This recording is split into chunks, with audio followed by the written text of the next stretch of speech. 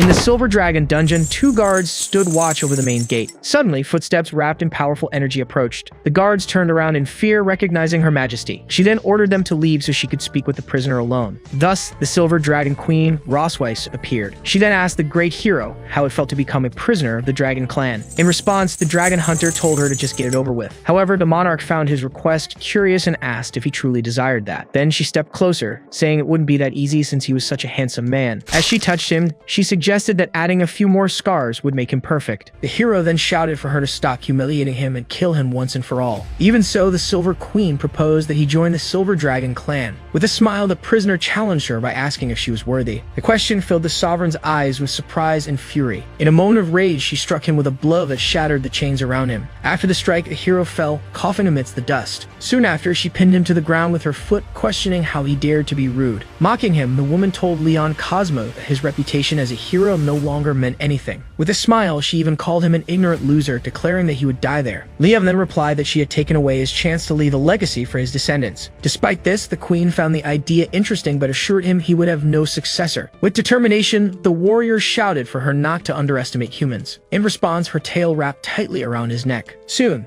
the Silver Queen lifted him into the air with her tail, calling him stubborn. The young man struggled to breathe, gripping the tail that was choking him. Almost out of air, he still managed to call out to Her Majesty. With a smile, the creature asked if he was finally ready to beg for mercy. Even suffocating, Leon revealed that she had made 2 mistakes from the start. Surprised, she listened as he said her first mistake was being alone with the Dragon Slayer. Then he prepared to reveal the second mistake she should never have made. Leon then shouted that her second mistake was tasting his blood. Immediately, the queen realized she had fallen into the blood curse. With that, her tail released him and Leon finally fell free to the ground. As he backed away, his opponent stared at him, feeling the effects of the curse. The monarch suddenly felt her body heat up, completely out of control. She then fell to her knees, not understanding what was happening to her body. Completely confused, she wondered what the hell was going on. Leon then explained that she would live in the pain brought by his soul forever. Tears ran down the dragon's face as the curse intensified. Suddenly, Rosweiss threw herself over Leon, who looked at her in surprise. With the force of the impact, she knocked him down onto the dungeon floor. Lying on the ground, Leon asked, confused, what was happening. Observing her, he realized the situation was arousing her. Without hesitation, the Silver Dragon leaned in and kissed him forcefully. The unexpected kiss left Leon completely speechless. An hour later, clothes and chains were scattered across the dungeon floor.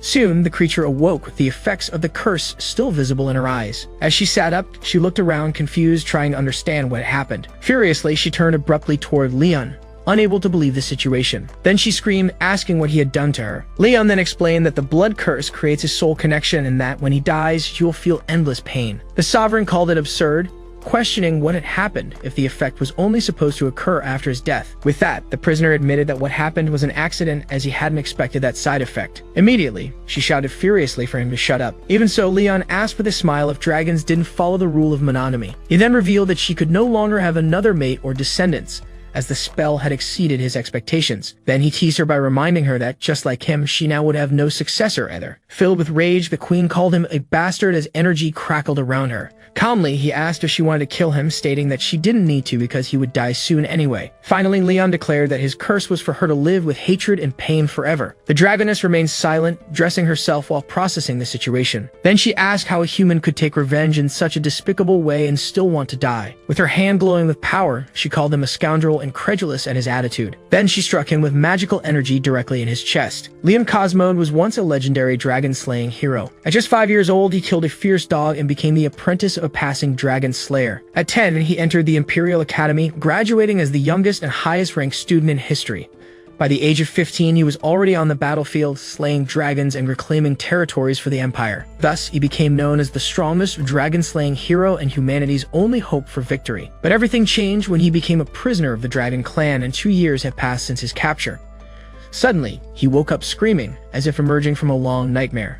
While trying to catch his breath, he looked around completely disoriented. With his hand on his chest, he still tried to understand what he was feeling. Then he realized he was in a luxurious and unfamiliar room, wondering where he was. Next, he heard the sound of the door slowly opening. A small dark-haired girl peeked through the crack in the door. With a sweet voice, she noticed that he was finally awake. The hero was completely shocked. thinking about how cute she was. With that, he started to understand everything, concluding that he must be in heaven for his great contribution to humanity. He called her a legendary angel, but the girl asked, confused, what an angel was. Smiling, he approached and asked what the little angel's name was. The girl cheerfully replied that her name was Moon. He thought it was a very beautiful name, but wondered why her hair color was so strange. Moon then explained that her mother said her hair meant the moon, surprising him with the idea that angels had mothers. As he picked her up, he introduced himself as Leon Cosmode, and she excitedly said she knew Leon meant lion. He asked who had told her that, and she answered that it was her mother as well. With sudden suspicion, he hesitantly asked who her mother was. The girl joyfully replied that it was Ross Weiss, leaving him completely shocked. Realizing that her mother was the Dragon Queen, he began to piece together his own situation. With a radiant smile, Moon concluded that he was her daddy. The revelation left him completely paralyzed and speechless. Then the little girl asked if he really was her father and mommy Ross Weiss's before calling out to her mother. The confirmation hit him hard, leaving him even more stunned. Soon, the Silver Queen appeared, and while Moon said that Daddy had woken up, she merely replied that she already knew. With a smile, the Queen confirmed that he had finally awakened. Moon then revealed that Mommy must be happy because she visited him every day. Although the Dragoness confirmed the story, Leon thought that only an idiot would believe that. Next, she asked Moon to go play outside so she could speak with her father. Once they were alone, he asked if Moon was really his daughter, and the answer was yes, biologically. With her tail tapping against the door, the Silver Queen angrily stated that he hated her. Leon stepped back, questioning why she gave birth to the child and why she saved him. The Queen then explained that he had been asleep for 2 years, asking if he thought she would just let it go. Furious, he shouted that he never wanted to do that because they could not coexist, and he would never have touched her under any other circumstances. She teased him, asking if touching her was torture, and he confirmed that of course it was. Immediately, her tail wrapped around his leg. With a pole, she threw him backwards onto the bed. As she pinned him down, he asked fearfully what she intended to do. Without answering, the creature tore his shirt with a single motion. With a magic circle in her hand, she revealed that she wanted to carve her own dragon pattern onto him, making him scream for her to stop.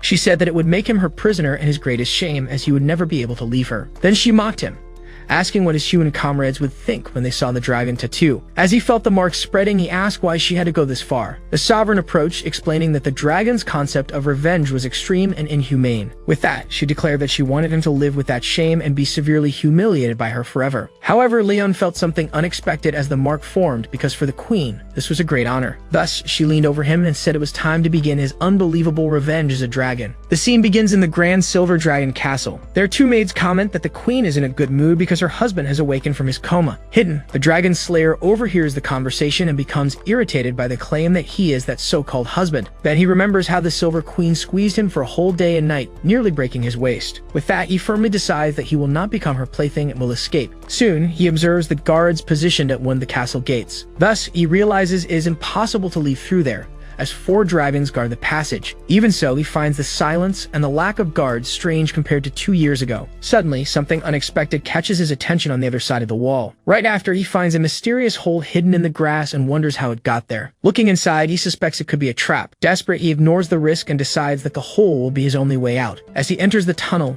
he bids farewell to the Queen and says she can keep little Moon. Little did he know that the girl was watching him from afar with curiosity. Next, the girl excitedly points to her mother, saying that Daddy is digging a hole like a dog. Nearby, the Sovereign watches the scene and agrees that he is incredible. Then Moon asks when Mommy will reel him back in. The woman explains that it is rude to use the word reel when talking about her father. Curious, the little girl asks what word she should use instead. With a smile, the Queen replies that the right word is bring him back. After some time, the fugitive keeps running through the forest. As he runs, he thinks that he will soon reach human territory beyond the mountains. Then he stops for a moment, believing he has run far enough to shake her off. However, his face fills with shock as he senses something approaching. Looking up, he screams Ross Weiss's name upon seeing her flying in her dragon form. Soon after, she congratulates him on being such a great runner, leaving him terrified. Unexpectedly, her tail appears in front of him. Then the creature shows up and asks if it wouldn't be fun to play with him. The dragon seems disappointed and reveals that she helped him escape, creating the hole for him.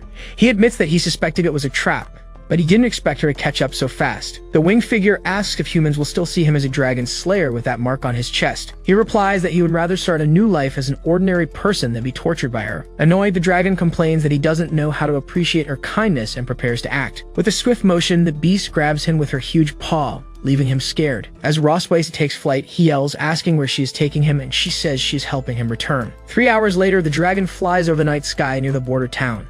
Suddenly, the creature drops him in free fall, making him scream in panic. With that, he crashes through the treetops from the impact of the fall. The forced landing makes him hit the forest floor hard. On the ground, he groans in pain while holding his head. Soon after, he pulls himself together and stays alert. Looking ahead, the Dragon Slayer is surprised to see a brightly lit city in the distance. Confused, he asks himself if that is really a human city. Behind him, the Silver Queen appears in human form and confirms that it is the human empire. Then she asks if looking at the lost city makes him think he can simply return. With a smile, she warns that even being so close, he will not be able to go back. Unexpectedly, the mark on his chest begins to glow with a purple light. Then the woman reveals that when a person with the dragon mark feels a strong desire, the other also reacts. She teases him about the heat in his body, and he asks if she wants to do it right there. In response, she confirms that she brought him there to make him understand what shame is right in front of his hometown. Holding his chest, he asks if she really thinks he will lose faith because of this. Then he grabs her and vows that he will wait for an opportunity to repay all the humiliation double. The unexpected attitude leaves his opponent completely speechless for a moment. Surprised, she simply agrees with a slight blush on her face. Approaching him, she whispers that she will be waiting for him alive or dead. Later, near the Empire's border town, the couple sits beneath a large tree. As they embrace with a smile of complete satisfaction, the woman rests beside her exhausted partner. Despite his exhaustion, she claims to be very pleased with his performance. Soon after, the teasing queen suggests bringing him there every month to visit his hometown. Irritated, the warrior gets up and accuses her of being a dragon queen obsessed with draining his power. In response, she prepares to leave, saying their daughter is waiting for them at home. However, he interrupts her, asking her to wait, which leaves her intrigued. Then he declares that as a dragon slayer, he cannot be carried around like prey and will travel alone. Though the journey would take more than 10 days, she warns him, but he insists that she not underestimate human endurance. With a challenging smile, she says she wants to see how long he can endure. After a while, the young man struggles through the forest with great difficulty. However, he soon stops, panting, completely exhausted from the long journey. She catches up to him and asks if he needs help, but he denies being tired. She teases him, saying the only thing tough about him is his stubbornness, which irritates him. The two stare at each other for a moment, tension filling the scene. Suddenly, the young man spots a dragon slayer army approaching through the trees. Because of this, he becomes excited, imagining that the knights might help him escape the dragon. But at his side, the creature's expression turns cold and threatening. Immediately, he realizes that if he calls for help, they will all be killed without hesitation. At that moment, one of the knights raises his hand, signaling the group to stop. Soon after, the squad leader turns toward the couple and asks if they are lost. With a forced smile, the young man replies that they were just out for a walk, determined not to involve innocent people. The knight then warns them of the dangers in the forest and offers them a ride to ensure their safety. Shortly after, he introduces himself as Walker, captain of the 47th Dragon Slayer Squadron. Gratefully, the young man declines the offer, claiming they can protect themselves, trying to make them leave. Suspicious, the captain comments that the young man's face looks familiar and asks if they have met before. The simple question fills the Dragon Queen's eyes with fury. He quickly realizes the Danger Wing sees her hand glow with energy. In an agile movement, the young man grabs her hand, preventing any attack. To cover it up, he pulls her into a hug and claims that the captain must have mistaken him for someone else. He also says he has a common face, while whispering for her to let him handle the situation. The leader watches the scene, while the woman seems to accept his proposal.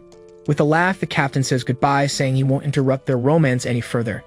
As soon as the troops leave, they both watch the wagon disappear down the dark road. With an angry look, the dragon asks if she has been hugged enough. Then she pushes him hard, making him step back. Despite this, she admits that the young man was smart not to ask for help, but warns him about something important. She scolds him, demanding that he know his place, and makes it clear that she never considered being his wife. Soon after, she warns that the road is long and begins to walk. Suddenly, he feels a sharp pain and grabs his own arm. With blurred vision, he tries to approach her, even as she walks away. Soon after, his body gives out and he collapses in the middle of the forest. Seeing him fallen, the woman asks, surprised, if he really lost consciousness. With disdain, she calls him a fragile human and releases her powerful aura. After that, she lifts him from the ground to take him back. Transformed into a dragon, she tosses him into the air and gently catches him with her mouth. Then he rests unconscious on her back as they fly across the skies.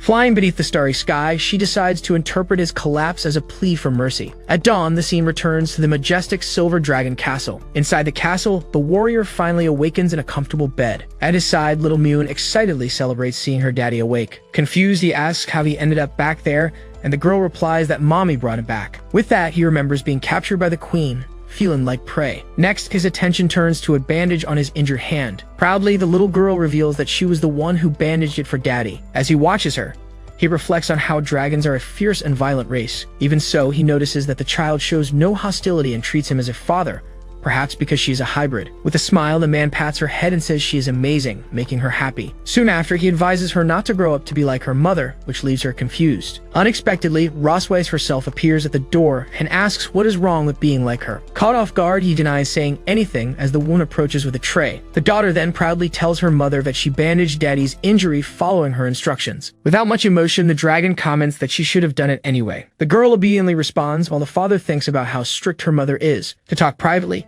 he suggests that the little one go hide in the garden to play. With that, the little girl gets excited about the idea of playing hide and seek with daddy. Then, he hurries her along, saying that he's not like her mother and telling her to go quickly. As he starts counting, Moon runs excitedly, asking him not to count so fast. The man keeps counting, watching his daughter dash down the hallway. Soon after, he abruptly turns to confront the queen. Irritated, he asks if she isn't being too harsh with the child. In response, the woman explains that dragons must be strict to raise strong warriors. He argues that their daughter is gentle, but she counters that gentleness is a degrading word for a dragon. With a smile, the young man compliments the queen, saying she's also pretty cute when she wants to be. The unexpected comment visibly irritates her. Angrily, she grabs his shirt tightly. Then she yells that he is just a slave for her to vent on and tells him to stop throwing himself at her. Her explosive reaction leaves him completely speechless.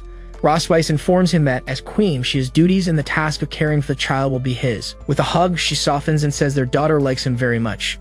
Right after, the scene shifts to the beautiful castle garden. As he walks through the garden, he sarcastically reflects on the idea of being a babysitter for a child. Suddenly, an unexpected sound catches his attention from the other side. Soon he sees Moon hiding behind a pillar, thinking she's tricked him. With a smile, he points and shouts that he found her. The girl, however, remains still without reacting, so he watches her more closely. The man then notices the angry expression on the little girl's face and wonders why. Embarrassed, he tries to apologize for making her wait. Unexpectedly, the little girl turns and starts running, leaving him confused. Then he shouts, asking why she is running away. Confused, he wonders where she went as he just saw her pass by. Thus, he concludes that predicting a child's mood is very difficult. He then realizes why the queen left him with the task of taking care of her. Suddenly, Moon jumps on his back and happily celebrates catching daddy. Surprised, he asks her if she hadn't just run past him. She explains that she went out looking for him because daddy wasn't finding her. Hearing her explanation, he wonders if he really saw wrong.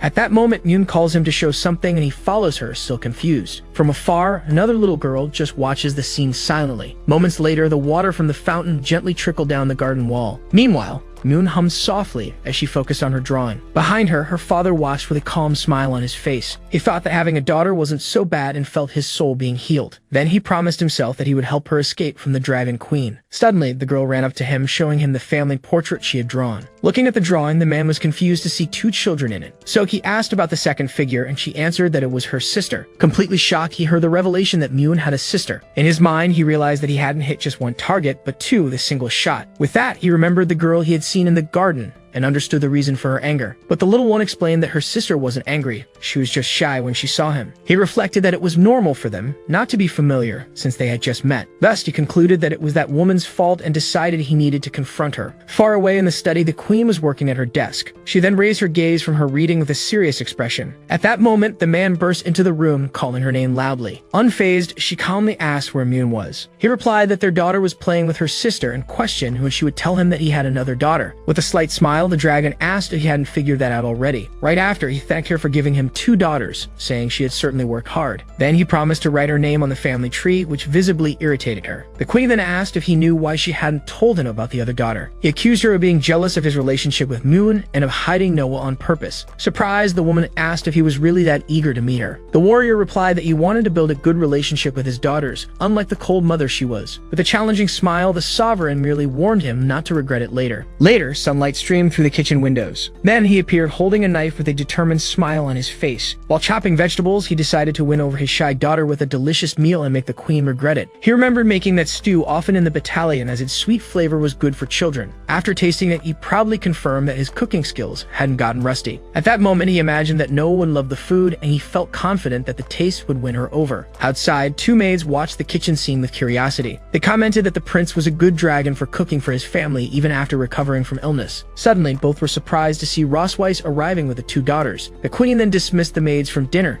saying they could go rest. As soon as they arrived at the dining room, he greeted them, saying they were just in time. Moon ran to her father, praising the delicious smell, and he told them he had prepared stew and steak especially for them. With a loving look, he wondered if Noah could feel his feelings through the food. However, the girl simply turned her face away with disdain, leaving him completely shocked. He was frustrated, wondering why this was so different from what he had imagined. Then, he mentally accused Rosweiss, convinced that she had predicted this outcome and prevented him from meeting Noah for that reason.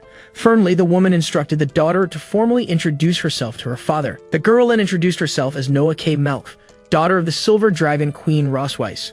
Trying to get closer, the warrior politely introduced himself as Leon Cosmo, her father. The girl's response, however, was one of total indifference. Awkwardly, he wondered if the child held some grudge against him. Sensing the situation, Moon whispered to her sister to speak more so she wouldn't embarrass Daddy. With her arms crossed, Noah doubted that he was really her father, saying he looked far too weak. Those words hit him hard and he felt the full impact of her question. Wounded, he thought to himself that he had a wild daughter and was facing his first crisis as a father. The family dinner, which should have been a pleasant occasion, became the most tense moment of Leon's life. Though they looked alike, he noticed that his daughters had opposite personalities, with Noah being just like her mother. With a hopeful smile, he asked his eldest daughter if the food he had prepared was good. Noah replied that it wasn't, complaining that the meat was tough and hard to chew, which hit him hard. Seeing the scene, the queen couldn't hold back a discreet laugh. When Moon asked why she was happy, the woman replied that it was because the family was gathered together. Soon after, she teased her companion, asking if he wasn't happy too, and he awkwardly agreed. Moon then asked if Daddy could have dinner with them every day, and he agreed, though reluctant deep down. But the older sister interrupted the conversation, shouting that she didn't want that. The younger sister asked why, and Noah explained that she wanted to study at the Young Dragons Academy as soon as possible. Rosweiss reminded her that the department was for older dragons and asked why she was in such a hurry. The girl then declared that she wanted to start defeating dragon hunters right away, leaving her father stunned. He quickly realized in shock that the girl wanted to defeat him,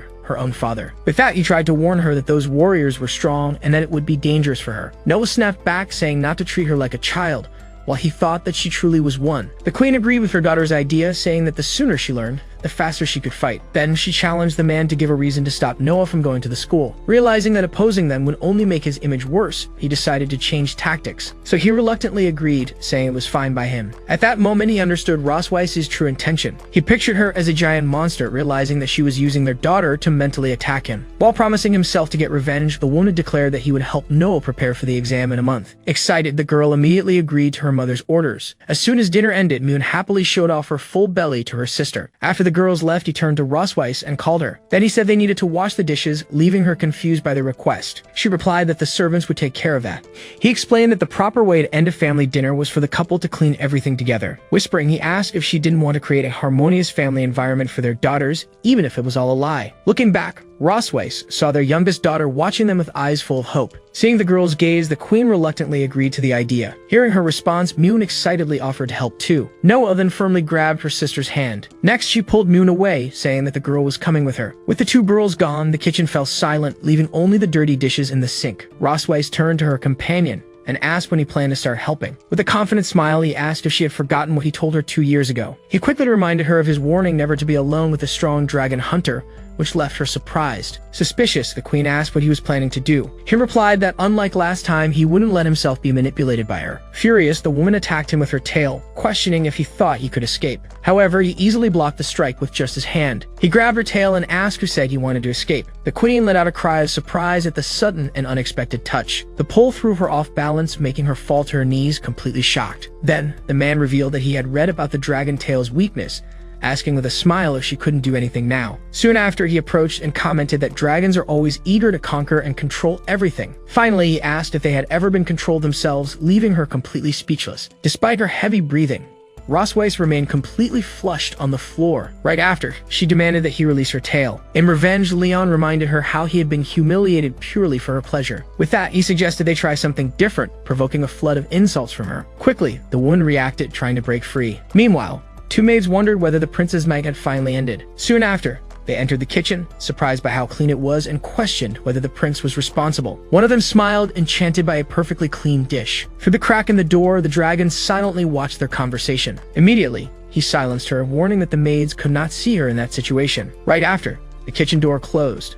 The young woman glared at him furiously. He approached, stating that now they could begin. His gaze was firm and determined, At that moment, her eyes seemed helpless. 3 days later, in the kingdom's vast castle, curious, Moon asked if their father was dead from sleeping so much, but No decided to investigate immediately. A small kick landed on the sleeping man's face, making him feel the pain of the blow. Thus, No confirmed that he was alive, leaving him shocked at how he was being treated. As soon as he opened his eyes, he saw the younger girl startle when she realized he was awake. Immediately, the little one ran off to tell Rosweiss, while the man tried to understand when exactly he had passed out. The woman simply asked if he really needed to be reminded of what had happened. With that, Leon recalled that he had been knocked out with a single punch that night.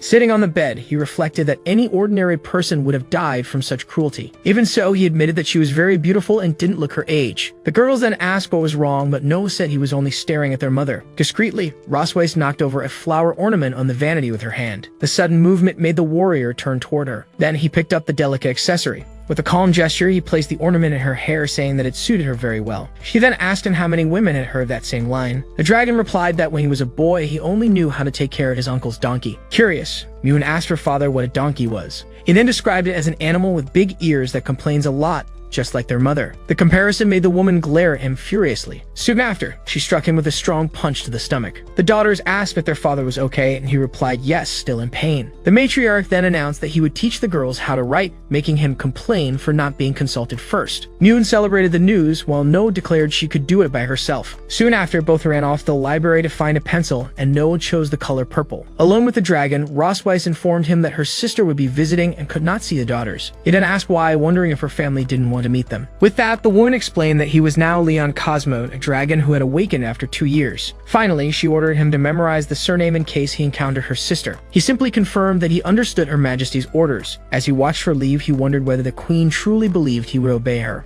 On the contrary, he decided that he would make her suffer the greatest humiliation in front of her sister. In the study room of the Silver Dragon Temple, the lesson was beginning. Leon then demonstrated to his daughters how they should write, asking them to pay close attention. Right after, he showed them the written names and asked them to memorize the writing before practicing. However, No complained that his handwriting was ugly, claiming that their mother's was much prettier. Moon asked what he would do, and the dragon replied that he needed to return something to their mother. As he left, he warned that he would come back to check their work, making Noah wonder if he was an idiot. Her sister commented that he seemed happy, but the little silver-haired girl denied it, admitting that at least he wrote quickly. Even so, she couldn't hide a slight blush on her face. Meanwhile, at the city gate of the Silver Dragon Temple, an important visitor was arriving.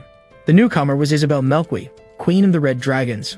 Right after, she hugged Rosweiss, happy to see her sister again after so long. The visitor commented that it had been a year since they last met and said that the other looked healthier. With that, she asked why her husband wasn't there since she had heard that he had awakened. Rosweiss lied, saying that he wasn't feeling well, and the queen expressed regret at not being able to meet the dragon who had won her sister's heart. Finally, she teased that they must get along well to have had children so quickly. Her sister denied having any feelings for him, claiming that the marriage meant nothing.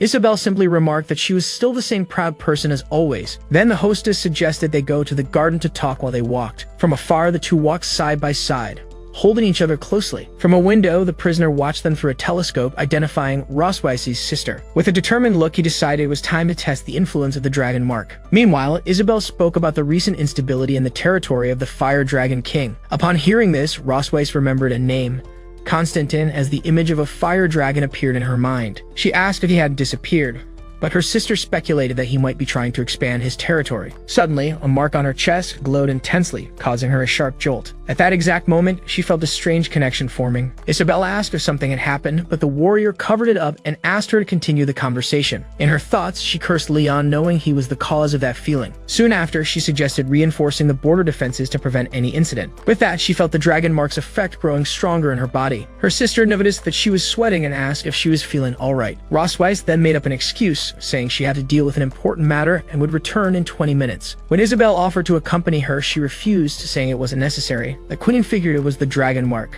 commenting on how young people these days love to play around. Meanwhile, Leon relaxed in his chair, wondering how long Rosweiss could endure. Soon after, she burst into the room, shouting his name, leaving him surprised at how quickly she had returned. She grabbed him and asked if he had made the mark resonate on purpose to embarrass her in front of her sister. The man pretended to be innocent, asking if it was his fault for missing her. His words left her completely speechless. The sudden comment left her startled and deeply blushing. Leon realized the effect was good because at least he had managed to land a blow on her. Rosweiss scolded him, telling a prisoner not to be shameless and to keep his thoughts to himself. In her mind, she admitted she had been fooled by his words when she was planning to beat him up.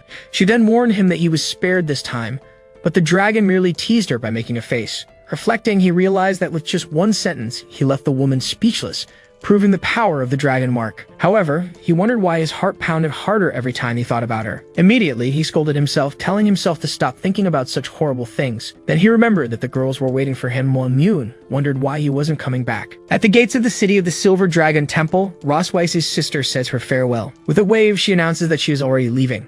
Then Rosweiss smiles and asks her sister to be careful on the way. Already in dragon form, the visitor insists on meeting her sister's husband, and Rosweiss promises to introduce him next time. Soon after, she flies away into the night sky. The Silver Queen watches her leave with a serious expression. After that, she angrily thinks that she will teach the dragon hunter a good lesson. Meanwhile, somewhere else, Leon suddenly sneezes.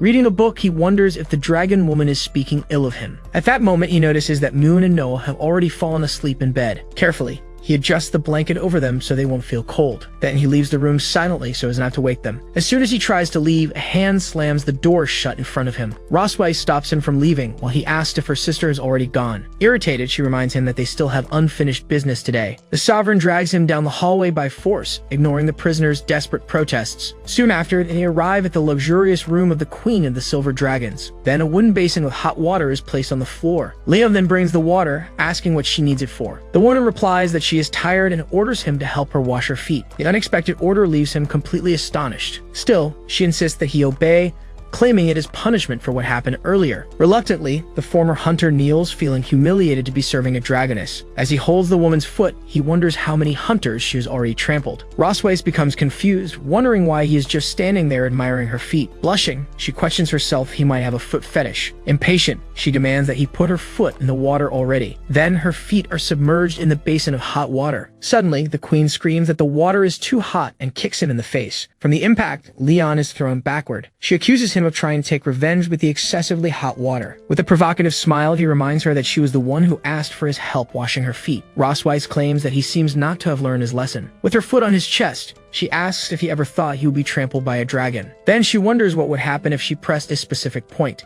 The strong pressure makes him grimace in pain and discomfort. Leon asks her to stop, while feeling a strange mix of shame and pleasure. With that, the dragoness challenges him, wanting to see how long he can endure it. Even so, he decides that he will not surrender to that woman's tyranny. With a swift movement, he firmly grabs her foot. Leon then comments that he has eaten many kinds of legs, but never a dragon's. The threat leaves Rosweiss shocked, unsure of what he will do next. Soon after, he bites her leg, declaring that he would eat raw dragon claws. A furious scream echoes through the castle, with the queen promising to kill Leon Cosmode. The next day, Moon wakes up still sleepy in bed. Curious, she asks her mother why she is limping, but Rosweiss only replies that it is nothing. Soon after, she asks Leon about the bandage on his face, hearing the same evasive answer. The girl's expression becomes confused at their replies. With that, she cheerfully concludes that it was a fun game and also wants to take part. In the garden surrounding the Silver Dragon's castle, Leon and Rosweiss walk in silence. Ahead, the woman walks with an irritated expression while he follows closely behind. From a distance, two maids observe them, thinking the scene resembles a romantic date. However, one of them finds it strange that the queen and the prince do not seem close. Rosweiss continues her walk without saying a word. The man also seems uncomfortable with the situation. With that, he breaks the silence and questions her about the reason for this walk. Moments earlier, he had refused to go out for a walk with her. The dragoness then explained that they needed to maintain the facade of a harmonious family for the people.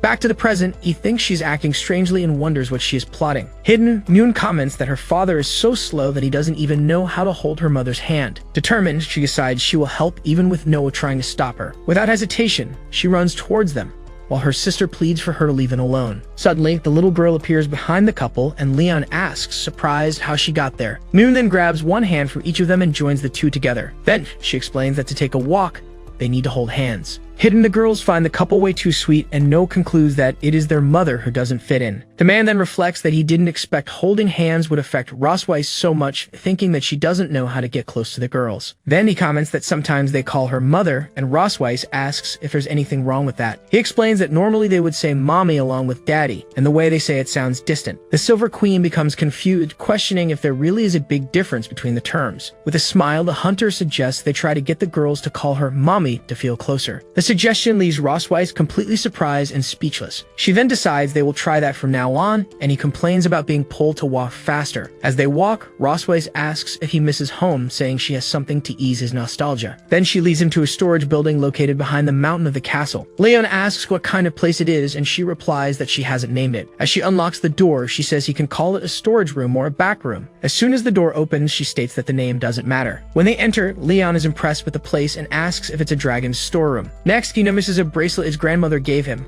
commenting that it would be worth a fortune in the Empire. Rosweiss then explains that some items are meaningful to her, while others are just war trophies. Later, he asked about her family, and the Silver Queen reveals that she and her sister were raised by their grandmother. Leon adds that he also grew up in an orphanage and was adopted by his master. Curious, he asks what she really wanted to show him there. The woman approaches a chest, claiming that its contents will help him forget his worries. When she opens the chest, Leon is shocked to see his black and gold armor. Rosweiss then asks if he hadn't always wanted to recover that armor. In disbelief, he wonders if he's dreaming and if she's really going to return it to him. With a mischievous smile, she confirms that she is. However, as soon as he touches the armor, a seal of magical runes shines brightly. Leon notices the runes and laments that his old friend has fallen so far. With a victorious air, Rosweiss reveals that he has finally fallen into her trap. As the energy surrounded him, Leon asked angrily what Rosweiss had done. With a smile, she revealed that she had placed a dragon mark on the armor, activated by his touch. Then the prisoner's hand convulsed as the effect began. He grabbed his chest, regretting that he had trusted that dragon. With a satisfied smile, the queen remarked that the mark's effect would double. Soon after, she grabbed his chin and teased him, asking if he could handle it. With difficulty, the warrior clenched his teeth while trying to say her name. With that, he was pushed backward, completely losing his balance. Pinned to the ground, he felt an intense urgency take over his body. Rosweiss revealed that she had been searching for ways to make him lower his guard, as she hadn't expected him to fall so easily. Surprised and speechless, Leon could only stare at her, his face flushed. With a victorious air, she then asked if her performance had been convincing. He asked in shock if everything she had said about her family and holding hands was a lie. As she approached, Rosweiss stated that it was all true, but that didn't change her plans for him. Finally, she touched her own body and reminded him of what he had said before. The Silver Queen reminded him that he had said she liked being in charge. With a smile, she confirmed that she really did like to be in control. Then she asked if her dear husband was ready before kissing him, making him curse. The large storage room doors closed, sealing the fate of the dragon hunter. After a few hours, he cried out of relief, thinking that it was finally over. Lying beside him, Rosweiss watched him with a satisfied expression. Irritated, Leon asked what she wanted now. Holding his chin, she commented that his scars had faded and that he had a more mature look. The prisoner then protested angrily, stating that he wouldn't fall for her trap again. As she got dressed, the woman admitted with a smile that he had also become smarter. However, she paused, making Leon uneasy. With a mischievous smile, she finished by saying that his body had deteriorated a lot. Confused, he could only ask what that meant. Her statement that his body had decayed left him completely shocked. The repetition of the phrase left him frozen in complete despair. The humiliation continued as the queen's words echoed in the prisoner's mind. The next day, a new dawn rose over the vast castle. With an exhausted appearance, Leon opened the door and asked who was there. On the other side, Rosweiss greeted him with a good morning, while Noah waited silently. With a teasing smile, she remarked that he didn't look like he had slept well. Leon then asked whose fault that was, but the woman pretended not to remember anything. Watching the scene, the little girl just thought that they had already started arguing again. Rosweiss then informed him that he needed to give no lessons for the Academy's strict test. Next, she teased him by saying that after yesterday, he could only prove his worth in other areas. Furious, Leon protested that the previous night he just hadn't been in good shape. Then he promised he would make no pass the test, but demanded something in return. The Silver Queen accepted the deal, but on the condition that his request wouldn't be excessive. With a determined look, the dragon agreed to the proposal, sealing the deal. Rosweiss wished them good study and told him not to push himself too hard, leaving him irritated. Noah then asked why he argued with Mommy, and Leon replied that it was just their way of talking. Surprised, he asked the girl what she had just called Rosweiss. Innocently, the little girl simply repeated the word Mommy, holding her book. Then he asked if she preferred calling her that, and Noah timidly confirmed that she did. With a satisfied smile, Leon celebrated, having guessed that she would like it. In response to his reaction, the little one just stayed silent, a bit embarrassed. Soon after, she said it was time to study and began to walk, making her father ask her to slow down. Although they were in the study room of the Silver Dragon's castle, two little creatures were making themselves known. Nearby, the young man was focused on his studies. However, the Valkyrie approached and asked why he hadn't gone to sleep yet. Because simple lessons weren't enough for Noah, he explained that he was preparing a special study plan for her, thus declaring to be sure that the girl would pass the test with only 1 month of study. In response, the woman proudly said that the girl took after her, but he looked at her with a smile and said he seriously doubted that. Right after, he boasted about having graduated as a genius and having won all the school's honors. Moreover, he asked what awards the queen had won, leaving her speechless. Still surprised, the warrior reflected, not imagining that he was so intelligent as well as strong. Even so, she teased him about how he ended up as her prisoner, making the young man shout that he had only lost once.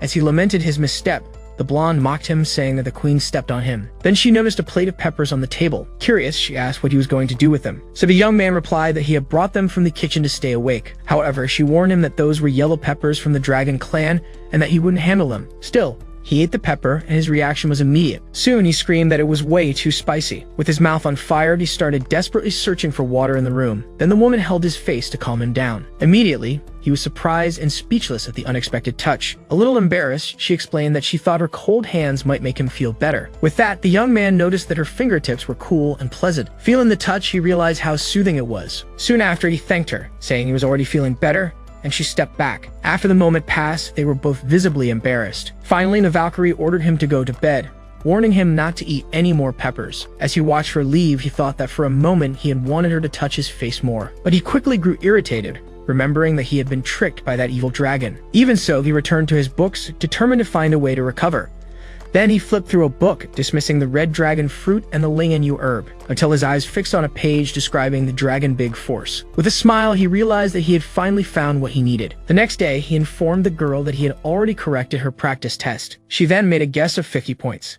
With a smile, he showed her the result, 62 points, a little above what she expected. Despite this, the little one clenched her fists, visibly dissatisfied, for the young man understood that she had high expectations for herself. Still thinking, he noticed that unlike Myun, this girl had chosen to study instead of playing. To encourage her, he patted her head and said that 62 points was a very good result. In this way, she thanked him and said that now they should focus on the wrong answers. Soon after, he had a coughing fit, so he apologized and explained that his throat was irritated because of the peppers from yesterday. Meanwhile, the blonde showed up to see Noah and told her that her father had worked all night. Thus, she revealed that to stay awake, he had eaten super spicy yellow peppers. Then the girl surprised him by holding out a small container and telling him to take it. Surprised, he asked if it was for him, and the young girl confirmed, explaining that it was his wife who had sent it. With a smile, he asked her to thank her mother for him, wondering how that woman could be so kind. Then he cheerfully suggested that they continue studying, bringing father and daughter closer together. Sometime later, in the kitchen of the Silver Dragon's castle, everything was prepared. Soon, two maids entered with all the requested ingredients, and the young man told them to leave them there. Meanwhile,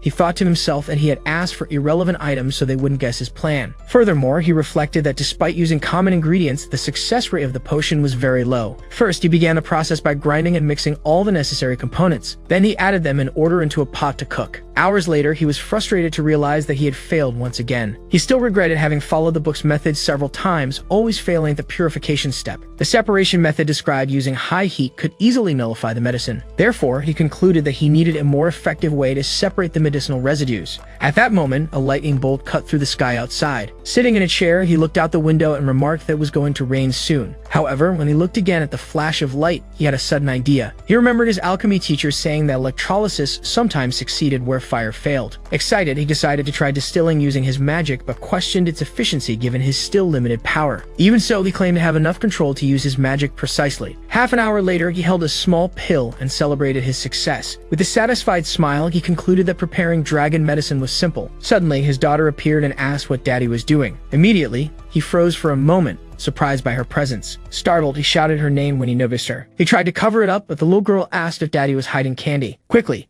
he explained that it was medicine for her mother, making the girl ask if Rosewasi was sick. He reassured her, saying it was just to help her recover from exhaustion, although he had made it for himself. Myun then happily asked her father to take good care of Mommy. He agreed, thinking that he would definitely take care of her when he fully recovered. Meanwhile, a heavy storm fell over the castle. Back in his room, the alchemist wondered about the side effects of the supplement on humans. Therefore, he decided to leave it aside for now, frustrated by the situation. At that moment, a noise at the door caught his attention. Surprised, he asked the Majesty what she was doing in his room. The visitor revealed that she had heard from their daughter that he had prepared a special medicine for her health. Embarrassed, he thought about how his little dragon could gossip so quickly. She then calmed him, saying she was surprised that he could make potions in such a simple environment. Next, she asked to see what he had prepared. So he handed over the box, thinking she would take it from him anyway. After opening the container, the woman praised him for creating dragon strength perfectly in such poor conditions. He was shocked by the praise and wondered if she was really being serious. Rosweiss said that he could keep the medicine, but warned that it couldn't be consumed right now. Desperate, the young man asked why it was forbidden. Then she explained that the effect was too strong for a human body, making him wonder if the medicine was truly that powerful. The queen stated that she was saying this for his own good because a human wouldn't withstand the effect. Indignant, he declared that he had already defeated countless dragons and accused her of underestimating him. Completely ignoring the warning, he put the pill in his mouth. Immediately, he declared that courage is the anthem of humanity, while Rosway screamed his name in despair. At that very moment, he felt the pill's power surge through his body. Thus, the warrior ran to him and scolded him, warning that she wasn't good with healing magic. Then she held him and said she would try to break the medicine's effect first. Even in pain, he struggled while she shouted for him not to move. With his body crackling with energy, he stared at the Valkyrie and declared that this was human courage. Under the rain, a large amount of energy gathered around the palace. Suddenly, the young man screamed as blue lightning completely surrounded his body. Frightened, the queen wondered what he was doing using lightning magic on himself. Still, he simply endured the pain as the electric energy continued to flow. Soon after, he lost consciousness, and she caught him before he could hit the bed. With the young man lying down, Rosways asked if he had completely lost his mind. Then she turned away, saying she would wait and call the palace doctor. However, her hand was grabbed before she could step away. The Valkyrie looked back, surprised by the sudden gesture. In an instant, he grabbed her tail with a dazed smile. Irritated, she demanded to know what he was doing now. With a happy expression, he called her his wife and asked where she thought she was going. Completely shocked, she questioned who he was calling by that title. As she demanded that he let go, he refused to let his wife leave. Seeing him persist, the warrior wondered if the lightning magic had caused mental confusion as a side effect. She concluded that even acting like an idiot, he didn't seem to be in danger. With his persistence, she finally gave in and asked what it was that he wanted so badly. The alchemist then replied with a smile that he wanted to have another child with his wife. The unexpected declaration left her completely speechless and visibly embarrassed. Even when she scolded him for not taking care of the children they already had, he insisted he wanted a third. To avoid further trouble, she decided it was better to keep playing along for now. Thus, Rosways agreed to have more children and even to visit his homeland when they were ready. As he celebrated, she thought that him acting spoiled was even more annoying than usual. Next, the bold man called her the best wife and leaned in to kiss her. The queen pushed him away, telling him not to take advantage while wondering when the medicine's effect would wear off. Soon after, she called him an idiot and punched him in the face. After knocking him out onto the bed, she sighed and admitted she couldn't help but hit him. Concerned, she leaned in and asked if he was okay. Suddenly, he woke up saying he felt a little strange. At that moment, the warrior panicked upon seeing a dark mark appear on his chest. She wondered how the dragon mark on his chest could have activated now. Then he firmly grabbed her shoulder. As he gently pushed her toward the bed, she asked what he thought he was doing, but the young man replied that he felt strange. Soon after, he described how his body felt too hot and his chest was pounding. The queen then realized that the dragon mark combined with the lightning had intensified his desire for vital energy. With that, he hugged her by the tail, saying that he loved her, making her think she wouldn't be able to stand it if this continued. Irritated, she pushed him away and shouted for him to get off since her tail was dragging on the floor. Suddenly, the alchemist paused and placed a finger on her lips. He changed his tone and told her she looked incredibly beautiful tonight. Surprised, she realized his attitude had shifted to an intensity that wouldn't take no for an answer. At that moment, she began to wonder if she was also unconsciously wanting the same thing. With a gentle voice, he asked if his wife could help him with this. Embarrassed, she finally agreed, but warned that it would only be for tonight. In an instant, the two shared an intimate and silent moment, united by the storm outside. The next morning, the sun shone over the palace. Leon finally woke up, feeling the effects of the previous night. Beside him, Rosways watched and asked if he was already awake. Completely startled, he moved away and asked what she was doing there. Then he sat up, complaining that his whole body was sore. As he tried to understand what had happened, she asked if he didn't remember anything. With a teasing smile, she showed him the marks on his back, saying that a dragon hunter shouldn't forget such things. Shocked, he wondered if he was really the one responsible for those bite marks. Suddenly, flashes of the previous night flooded his mind. With the full memory of the events, Leon screamed in embarrassment. She then asked if he now remembered how he had begged her last night. As he continued panicking, Rosways began repeating the words he had said. Desperate, the alchemist interrupted her, saying there was no need to continue, as he already remembered everything. He reflected that he had created the elixir to improve his health, but hadn't imagined the effect would be so extreme. Leon admitted he had overdone it and asked if he had hurt her, but she assured him she was fine. With a smile, he stated that now she knew his body well and could no longer claim he couldn't handle it. Rosways simply stared at him with an intense expression. Then she came closer and he asked what was wrong. She grabbed his chin, praising his performance and saying she expected him to keep it up. Indignant at the comment, Leon asked if he had now become her servant. Changing the subject, she mentioned the bet they had made about the treatments. She then admitted defeat and asked if he had already thought about what he wanted as a reward. Leon replied with a sly smile that he had already decided. Then he asked her to send someone to check on his master and his master's wife in the Empire. Rosways explained that a visit was possible, leaving him deeply grateful for the help. Soon after, he composed himself and thanked her more formally. Elsewhere, in the Garden of the Silver Dragon Sanctuary, Moon approached and asked if her father was sick. Surprised, Leon denied it and wanted to know why she was asking. Moon then revealed that her mother told her it was he who took the medicine, and that men couldn't say they were sick. He became furious, questioning how Rosweiss could say such things to a child and reflecting on his dignity. While the little one kept insisting on knowing if he was still sick, Leon scolded her and ended up biting his lip, making it bleed. Seeing the blood, Mune panicked and begged him not to die, saying she couldn't live without him. Liam calmed her, assuring her that he was fine, while thinking that she really reminded him of her mother, especially in her bluntness. To distract her, he offered to make a new toy, and Mune excitedly celebrated the idea. With that, Leon began assembling a small colorful cube with his tools. Then he presented the magic cube and explained that she could turn its parts however she wanted, leaving the girl thrilled. He reflected that he had never thought of using his mechanical skills to care for children and wondered if he had a knack for it. Suddenly, his expression changed as he sensed something unexpected in the air. Immediately, he looked carefully toward the garden. Mune asked what it was, but he brushed it off, saying it was nothing. In his thoughts, he remembered feeling for a moment the gaze of a dragon coming from the direction where Noah usually trained. Knowing that she probably wouldn't want to approach, he decided to make a toy for the older girl as well. Later, Noah peeked through the bedroom door while Mune was already asleep. On the table, she found a magic cube with a note from Leon, challenging her to try to solve the puzzle. The girl held the cube, claiming she didn't care about childish toys. Even so, she began to turn the pieces with curiosity. Soon after, Noah hugged the gift with a smile and silently thanked her father. Although St. Heath Academy is a school of nobility with strict standards for dragons, a student's family is an important evaluation criterion. For this reason, to maintain the illusion of a united family, Rosweiss brings everyone to the floating city. As soon as they arrive at their destination, the woman lands in her majestic dragon form. Then Leon approaches and says he will help Mune get down slowly. While he holds her, the girl asks why he didn't transform into a dragon too. At that moment, he awkwardly thinks that he's great at killing dragons, but not at becoming one. Soon after, Noah suspiciously asks if he really can't do it. Faced with the question, the man is completely speechless.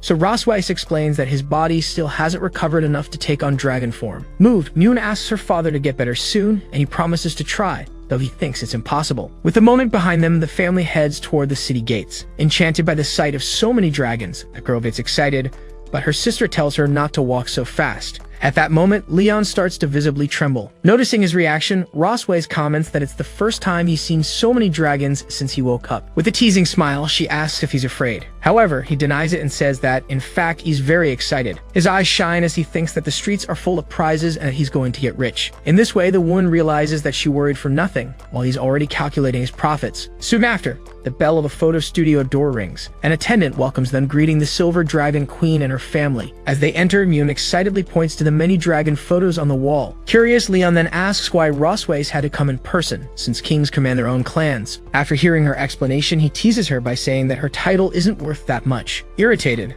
the queen kicks him with the tip of her shoe. As he crouches in pain, she says her title is still higher than his. The photographer comments that it's an honor, and Rosweiss says they were lucky to get an appointment with her. Then the woman asks about Leon's tail, but his companion requests a suit without room for it. She remembers how he once refused to wear tail decorations, claiming it hurt his dignity. Back to the present, the photographer guides them to try on their outfits, and Mune celebrates that she'll wear a pretty dress.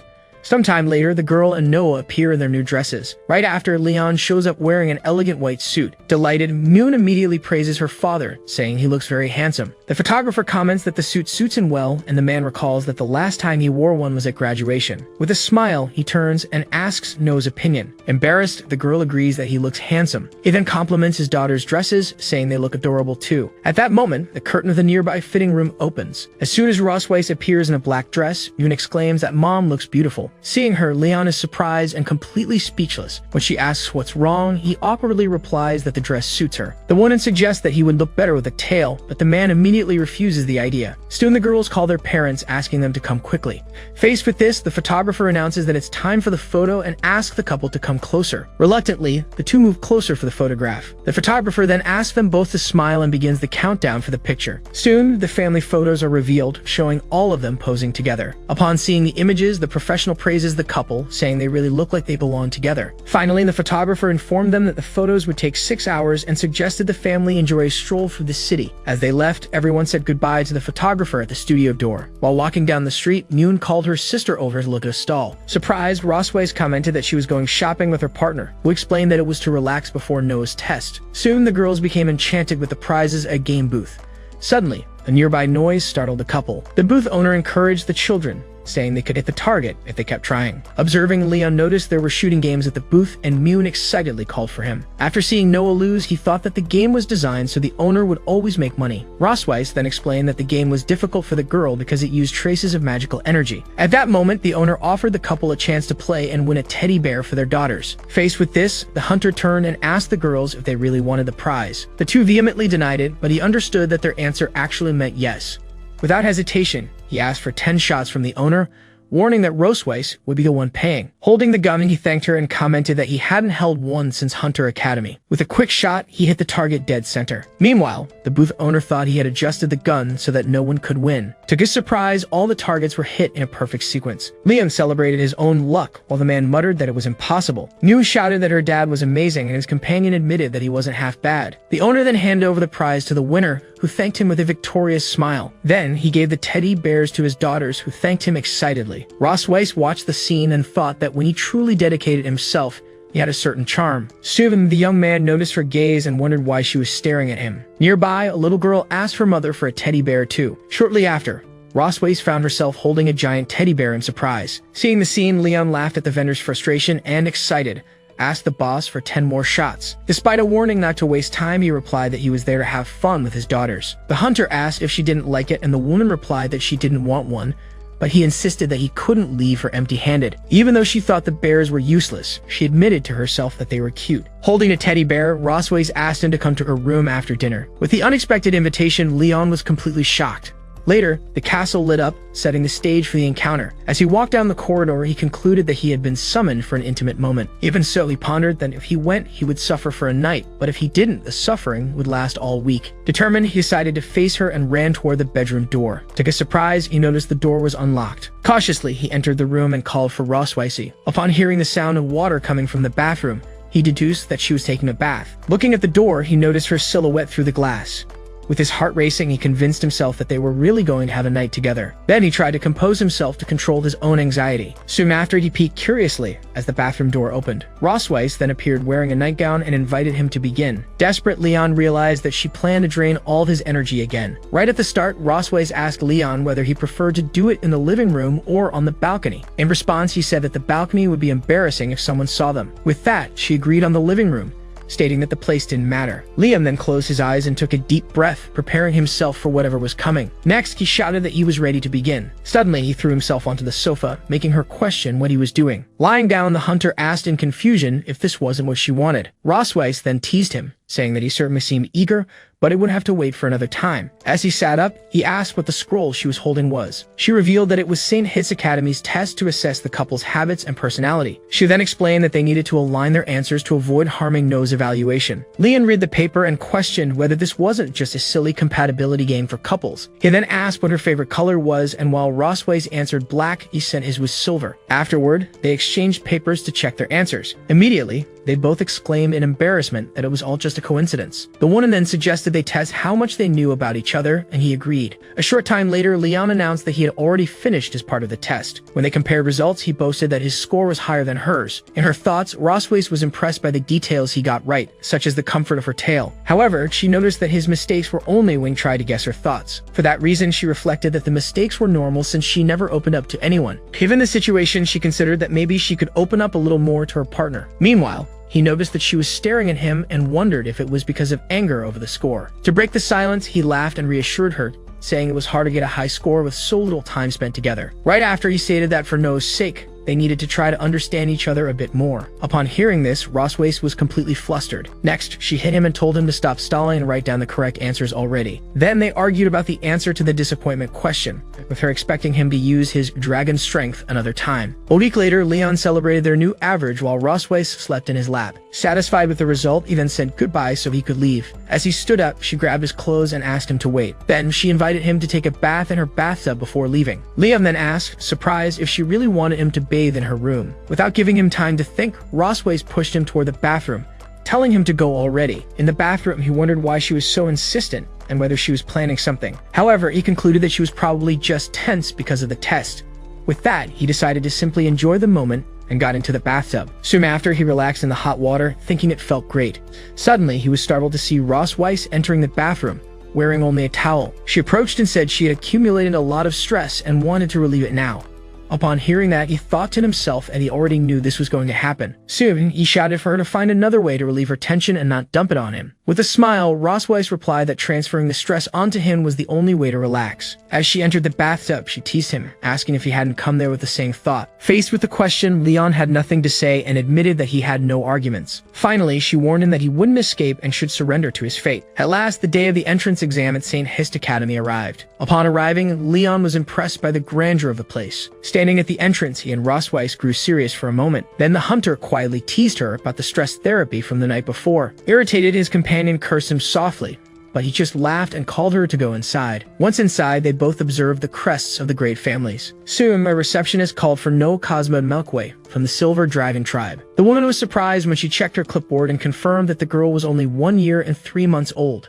Faced with this, Leon asked if there was a problem, but the receptionist said she was just a little surprised. She explained that although the minimum age was 1 year, most dragon hatchlings enter between 4 and 6 years old. Rosweiss then stepped in, stating that their daughter was smart and that they respected her decision. With that, the staff member directed them to the family evaluation on the 4th floor, while Noah went on to take her test. They arrived at the meeting room located on the indicated floor. There, the couple sat on a sofa to wait with 3 other people. In a low voice, Rosweiss asked if he thought the others would be easy to deal with. Leon whispered back that they looked easy to defeat, and that his former self would beat them in 50 moves. As the others noticed their presence, he whispered angrily that he would go after them all if they failed Noah. Then, a man introduced himself as Vice Principal Walter Wilson, in charge of the parental evaluation. Both responded with a smile, although the hunter suspected the evaluator might cause trouble. The vice principal then began by asking when their wedding anniversary was. Hearing the question, the two looked at each other tensely, as it was precisely the question they feared the most.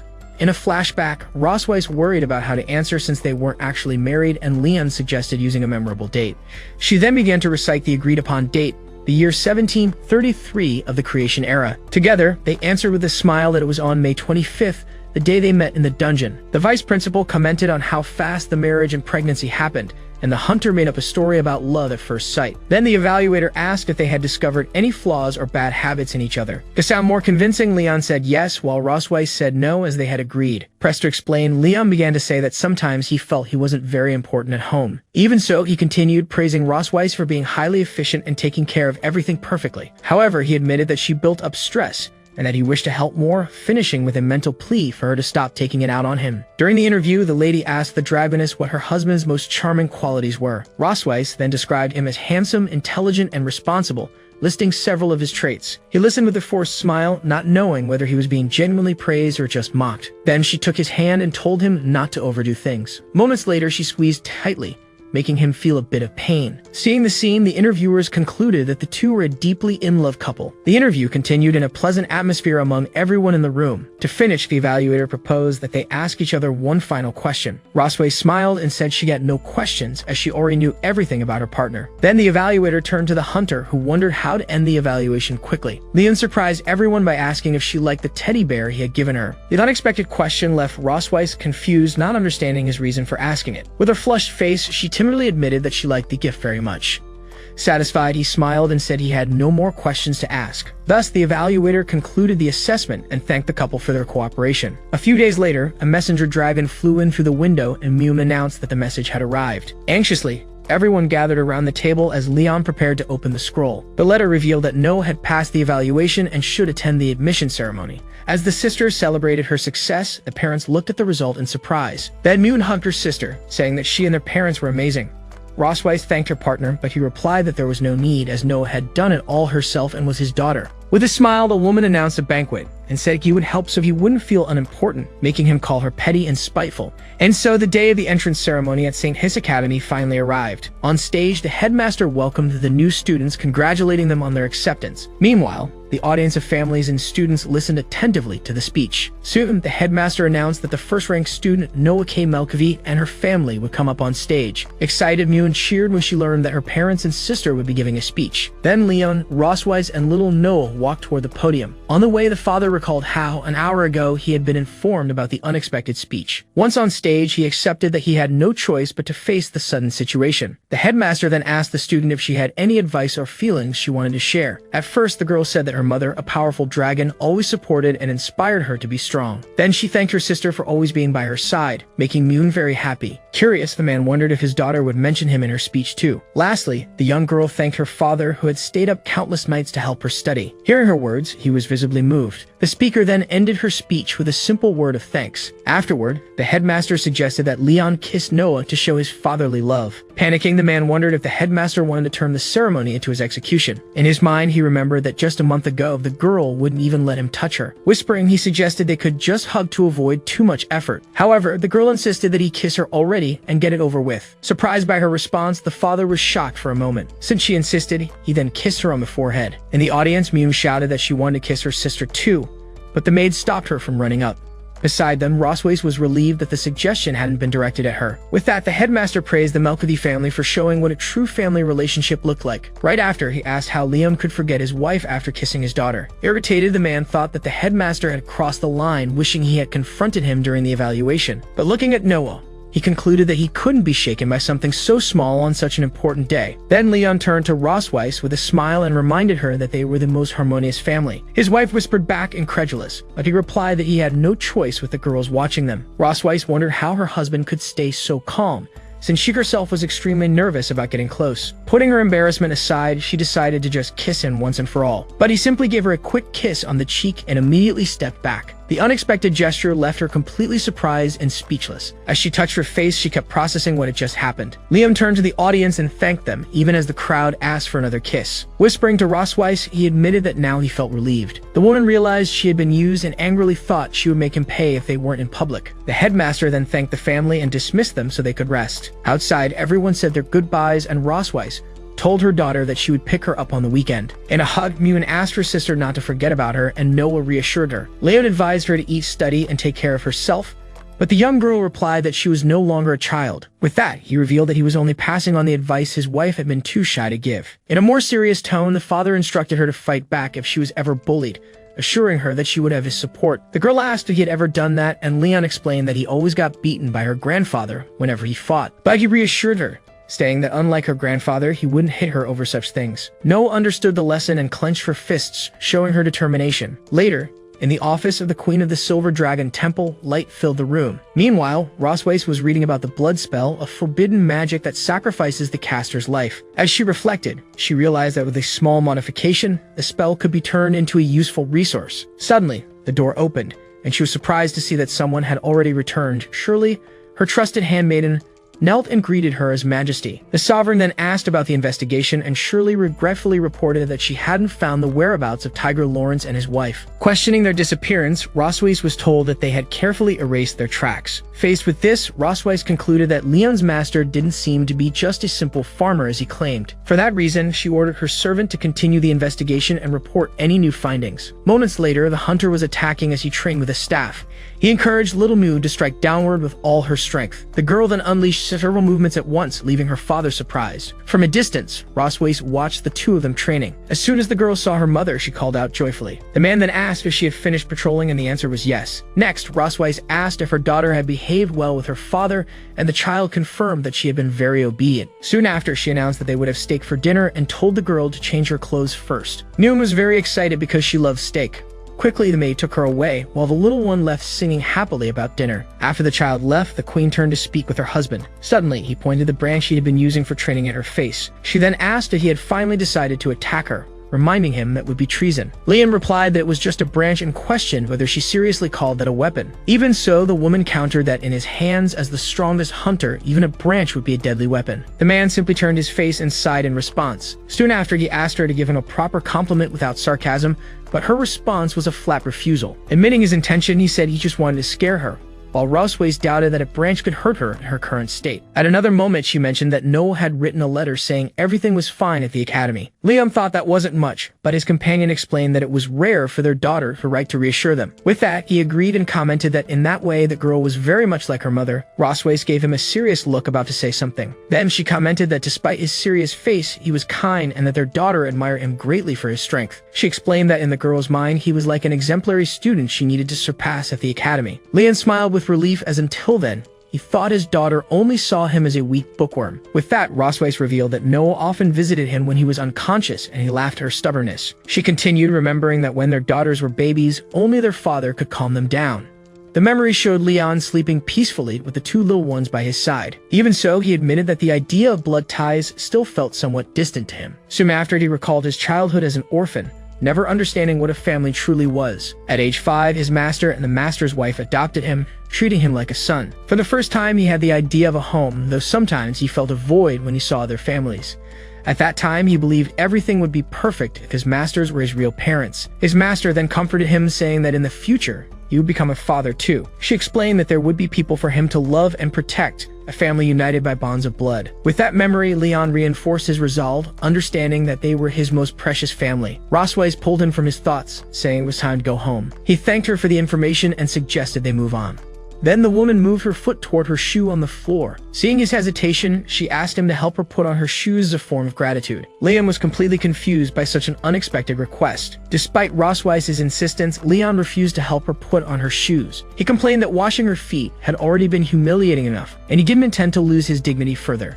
The queen then kicked him in the face, reminding him that he still owed her for the kiss during the ceremony. Firmly, she ordered him to stop whining and finish quickly so they could leave. With no other choice, Leon agreed to help and began putting on her shoe. Rosways commented that his body obeyed quickly, but he grumbled that the task was difficult. The comparison made his wife furious at the remark. In an instant, she attacked him, trying to knock him to the floor. Leon then started running, saying that she wouldn't catch him, but Rosways chased him down furiously. Days later, Mune excitedly announced someone's arrival to her parents. Soon after, a huge dragon descended from the skies before them. The hunter noticed that the Leviathan dragon was much larger than Rosways in her dragon form. Even so, she explained that despite its size, the Leviathan was weak in combat and had a calm temperament. While he questioned the creature's nature, she explained that the academy used it to transport hatchlings. Immediately, a beam of blue light enveloped Noah and lifted her off the ground. From within the light, the girl said she was returning to her mother. Rosways welcomed her back while Mune hugged her sister warmly, having missed her. Soon after, Noah hesitated as she tried to call Leon father, and he commented that she still wasn't used to it. As they walked, the man said that he and his wife had prepared plenty of food for her. On the table, Noah's report cards showed perfect scores and first place in various subjects. The queen smiled proudly while Mune looked at the results, impressed. Noah then handed over a paper and apologized for not taking first place in the physical aptitude test. Her mother comforted her,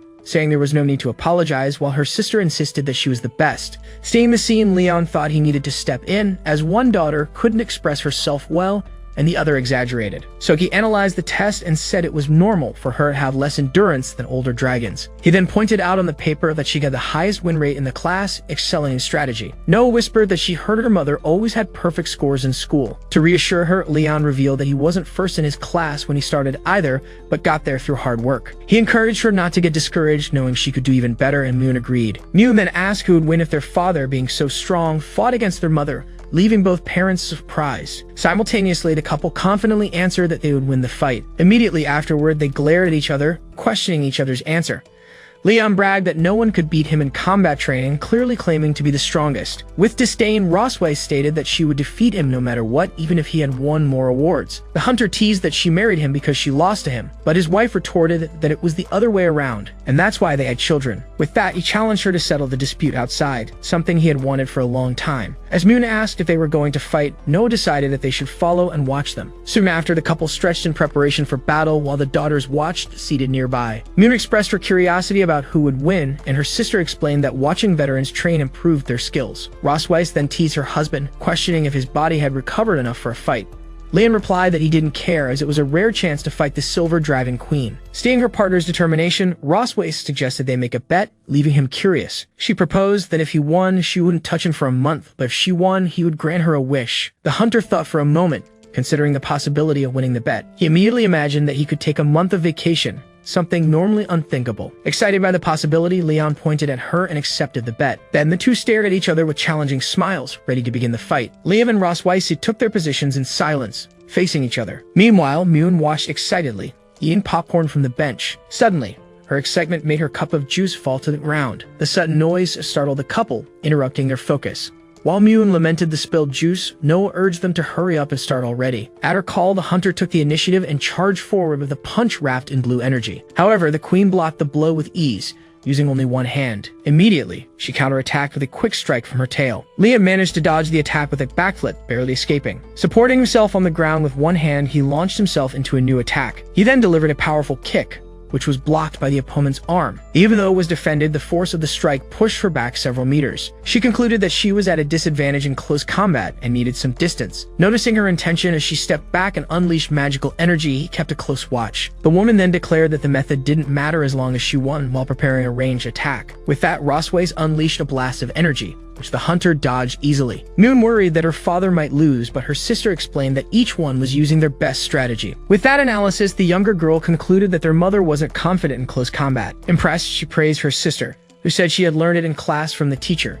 Soon after, Rosweis challenged her partner to see if he could dodge her next attack. Amidst the magic, he replied that he was not only fast, but also very resilient. With a confident smile, the dragoness concentrated her energy for a stronger strike. Suddenly, Leon found himself surrounded by two massive waves of magic. A huge explosion of energy erupted where he had been standing. The smoke slowly cleared over the battlefield. Unexpectedly, he emerged from the dust, surrounded by lightning, saying the attack was way too slow. Rosweis was shocked to realize that her husband had used lightning magic to strengthen his body. Determined, Leon shouted that no one was going to take away his well-earned month of vacation. Then he charged at high speed and attacked her magical defenses. Seeing the situation, she thought she needed to end the fight quickly because what he was doing was reckless. Noticing an opening in her guard, the hunter smiled with confidence. With that, he quickly closed in and swept her legs to throw her off balance. Caught by surprise by the unexpected move, Rosweis lost her balance in midair. Moments later, Leon celebrated his victory with his fist raised. However, as he prepared for the final strike, he saw his partner falling backward. In a quick motion, he grabbed her arm to stop her fall. He then pulled her firmly,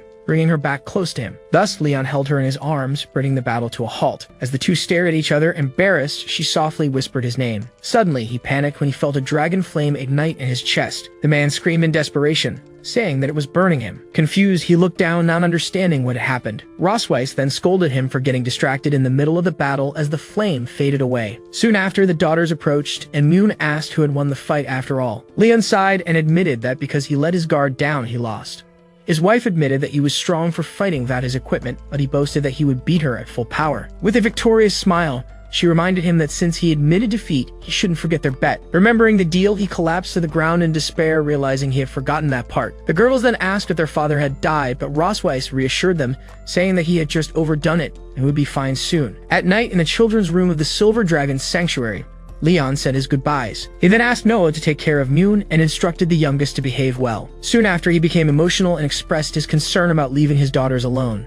Noah questioned her father's drama, reminding him that it was just one night with their mother. Panicked, he replied that being tortured by his wife all night was far worse than an execution. At that, Moon cheerfully concluded that their mother was going to eat their father. She explained that she had read in a book that females eat males, while Leon worried about her delight in such an idea. At that moment, Rosweis appeared and scolded him for saying such things to the girls. Right afterwards, she tucked them into bed and said she would only discuss interesting things with their father. As the daughters wondered what those interesting things could be, the adults gave vague and conflicting answers. Out of patience, Rosweis dragged him away, saying that was enough, but he asked for a moment to say his last words. As he was dragged off, Leon shouted that he would always love his daughters, but Noah commented that adults were immature. In the room of the Queen of the Silver Dragons, 2 bottles of wine and glasses were prepared. She offered him a glass of wine, but he refused the drink. After his refusal, the woman stared silently at her own glass of wine. She questioned him, reminding him that he had promised to fulfill her request after losing the bet. Leon said he wasn't in the mood, as he thought he needed to stay sober to avoid being manipulated. Unexpectedly, Rosweis confessed that, in fact, she had wanted him to win the fight. Confused by her revelation, he asked why she had wanted that. She explained that if he had won, he would have had a month to recover and maybe become more interesting. Suspicious, Leon then asked why she didn't simply surrender.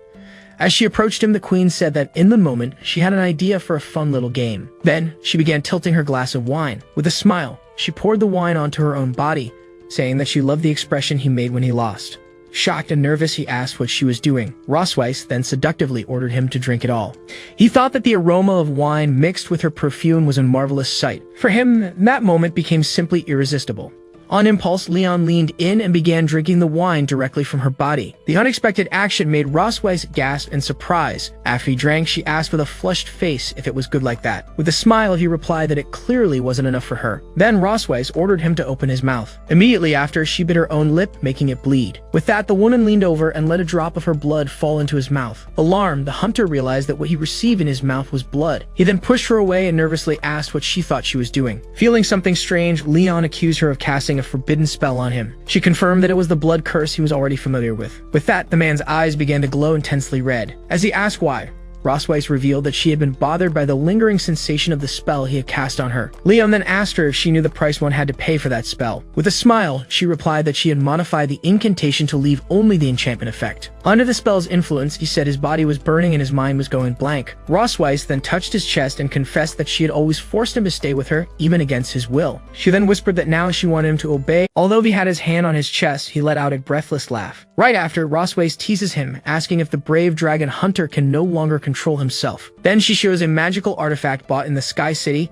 capable of recording images for a while. Under pressure, he admits that he wants to kiss her. For a moment, the boy freezes, only able to say one word. With a smile, she asks him to repeat what he said louder. Immediately, he shouts that he wants to kiss her, but quickly denies that this was what he meant to say. As she holds his face in her hand, Rosweiss comments on how pathetic he has become, abandoning his pride to beg for a kiss. Then she states that she will not give him what he asked for. Faced with her refusal, the boy remains silent and unresponsive. In a sudden movement, he lunges forward and knocks her down while calling her name. Thus, the hunter pins her to the ground, completely breathless. Even in that position, she comments that impatience is not a typical attitude of his. While holding her hand, he confesses that he wants to kiss and embrace her. Finally, he says he wants to make love to her, and Rosweiss realizes that this reaction is the effect of the blood curse. With a smile, she says it seems like that day finally broke him.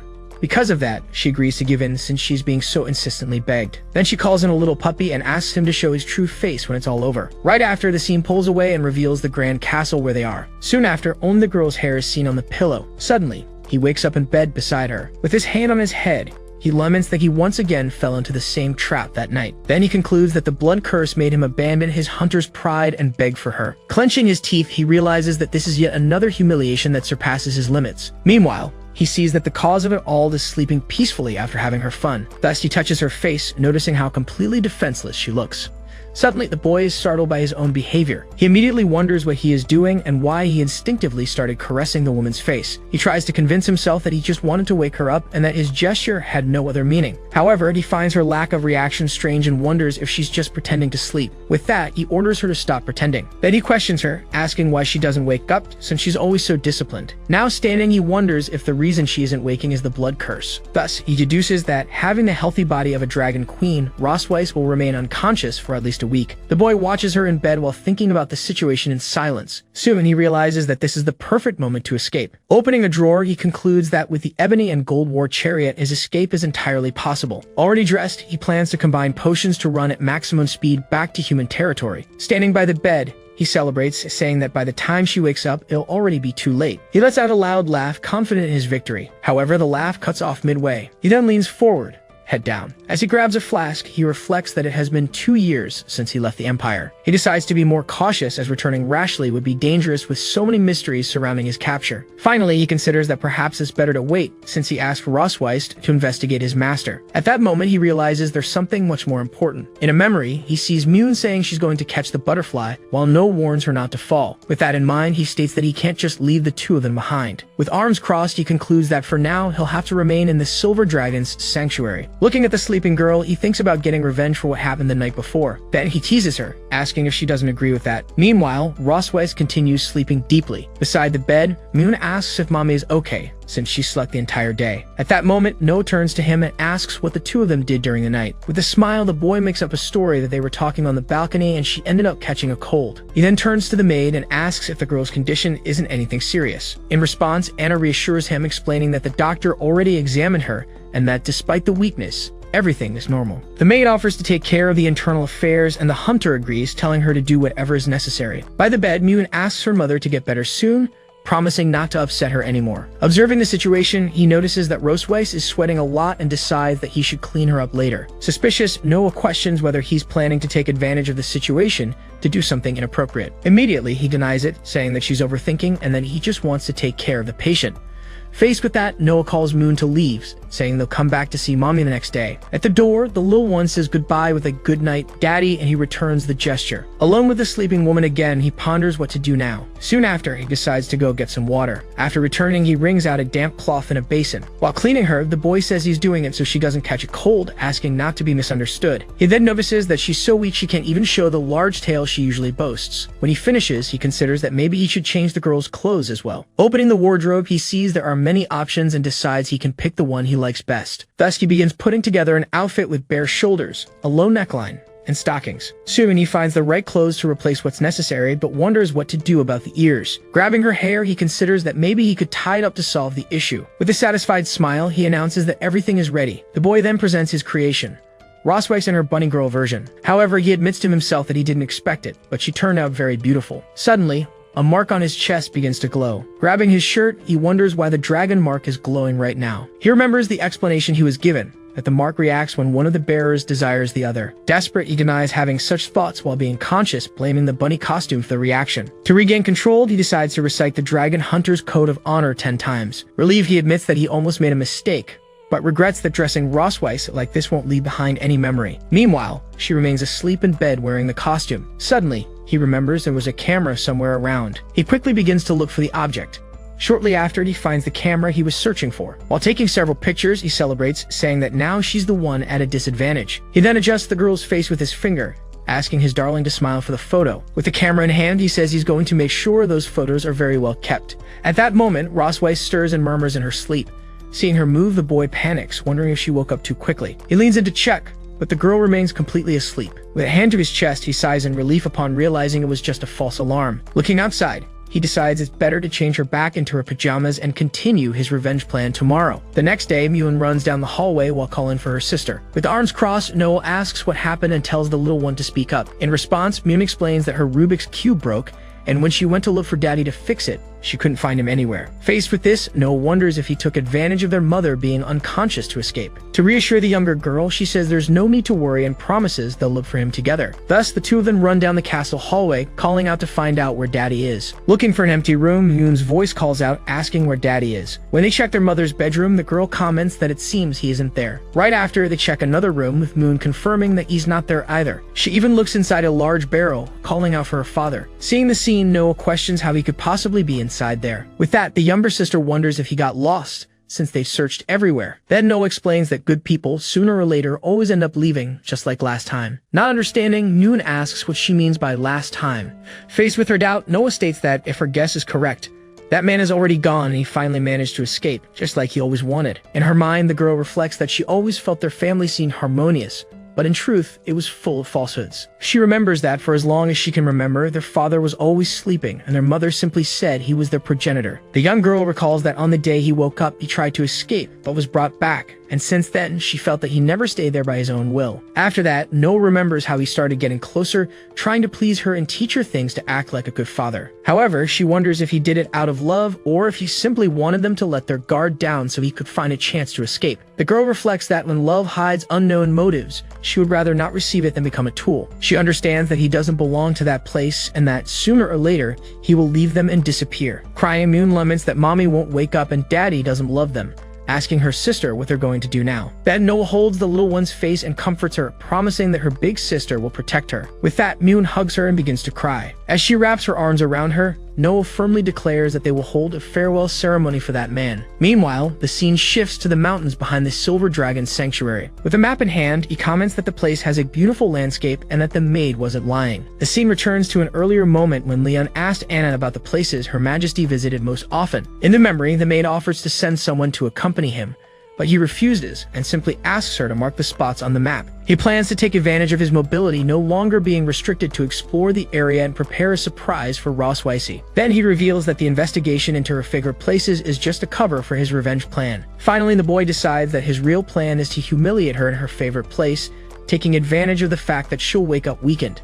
As he approaches a large tree, he comments that it looks thick enough. Imagining the scene, he concludes that the positioning is simply perfect. Assessing the area, he notes that the ground isn't soft, but adding flower peels will fix that issue. Observing the landscape, he comments that from there you can see the dragon's sanctuary in the mountain, which isn't bad at all. While analyzing the map, he decides to add that forest to his list of places. With everything ready, he says all that's left is for the woman to wake up so he can act. Then he declares with a smile that this time she won't win. Back at the sanctuary's courtyard, the boy hears the sound of crying coming from near a bonfire. As he approaches, he finds the maids and asks what's going on and why all the commotion. One of them explains that their highnesses asked for a funeral to be held and for a fire to be prepared. In front of a portrait, Mune cries, offering a steak and asking him to come back to see them. Next to the little one, Noah tells her sister to simply accept that he's already gone. Watching the scene, the boy wonders if they're playing house and decides to join in on the game a little. With that, he approaches and says, "Excuse me," which startles the maids, who recognize him as the prince. Facing the girls, he asks who they are honoring and offers to play an instrument. Looking at the portrait on the table, the boy is surprised to realize that the person in the picture is himself. With a satisfied smile, he comments that he looks very handsome in the photo. But the realization suddenly hits him, and he screams in desperation, not understanding why this is happening. Surprised, Mune points at him and shouts that Daddy has appeared. In a relaxed tone, Leon tells his dear daughters that a funeral was a bit much, since he was only gone for a day. With tears in her eyes, the little girl can only call out to him. She then runs into his arms, shouting that Daddy is back. Still in his embrace, Mune says she thought he didn't want her anymore. Caressing her head, he asks what kind of nonsense that is and how he could not want the two of them. Then Noah explains that they searched for him all over the sanctuary and thought he had already left. With that, she realizes she unjustly accused him. Picking Mune up, he tells everyone that it's all over and they can go. In her father's arms, the little one asks if she can eat her offerings now. As soon as he puts her down, she runs excitedly toward the table,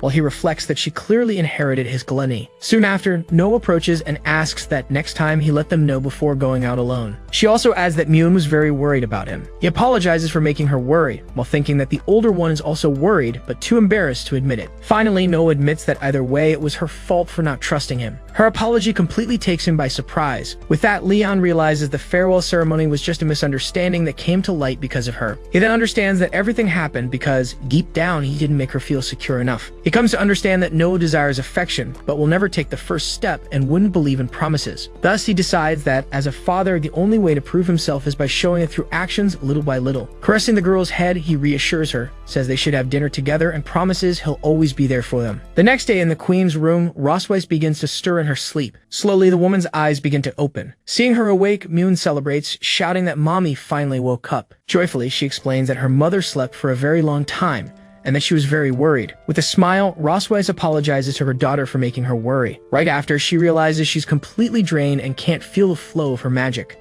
She then deduces that her dragon queen body is weak because she used her power to save him from the effects of the curse. Beside the bed, Mune comments that knowing his personality, he's probably already escaped. Rosweiss then asks how long she was unconscious, and the little one replies that it was 2 whole days. While thinking that there's still time to capture him, Rosweiss invites Mune to have fish for dinner that night. Suddenly, Leon enters the room with a huge fish, announcing that he just caught it in the mountains. With enthusiasm, he asks if Daddy isn't amazing, and the daughter agrees, saying he's super amazing. At that moment, the boy turns and realizes the queen is awake. Surprised, she asks why he's still there, and he comments that she finally woke up. With a smile, he explains that he just went out to get some fresh air and took the chance to catch a fish for his dear wife. As she asks who this dear would be, Mune comments that her dad is shameless. Then Liam gives his daughter the mission of taking the fish to the kitchen. Excited, the little one says to leave it to her and accepts the task enthusiastically. As Mune leaves, the boy tells her to have dinner first because he and Mommy have some things to discuss. Alone with him, Rosweiss says she thought he would take advantage of her unconsciousness to abandon the girls and run away. Taking off his gloves, he questions how he could escape,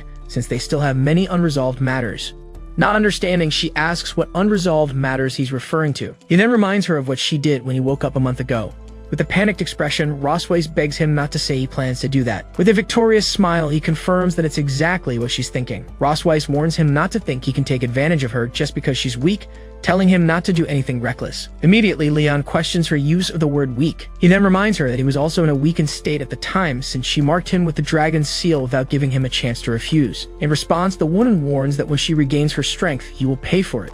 so he better not do anything he might regret. The boy simply says he won't regret it, while calling her his dear wife. As he carries her in his arms, he states that this is the most right decision he has ever made in his life. He then declares that now it's her turn to be the prisoner of war. As he carries her through the cherry blossom forest in the mountain, Rossweiss orders him to put her down immediately. Even with her struggling, he warns her to stop moving or she'll end up falling. Rossweiss then declares that if she had already recovered her strength, he would have been sent flying with a single punch. Leon finally sets her down beneath a huge cherry blossom tree. As soon as she sits, the woman asks why she was brought to that place. He explains that he researched the places she liked visiting most while she was unconscious, and that this is the first destination of the night. At that, she questions what he means by first destination, asking if he's planning to take her to more places. Finally, the young man points to the distant shrine, explaining that from there you can see everything perfectly. Rossweiss then asks if he's trying to get revenge for what happened in his homeland. He confirms, asking whether returning the favor isn't a right exclusive to dragons. In response, the seal on his chest begins to glow. Liam then declares that even though he's human, he still has a strong sense-off. He holds her and tells her to look straight ahead. He points to the palace in the distance, describing it as the source of all her pride and dignity. As he pushes her forward, he asks how it feels to be defeated by a fallen dragon hunter.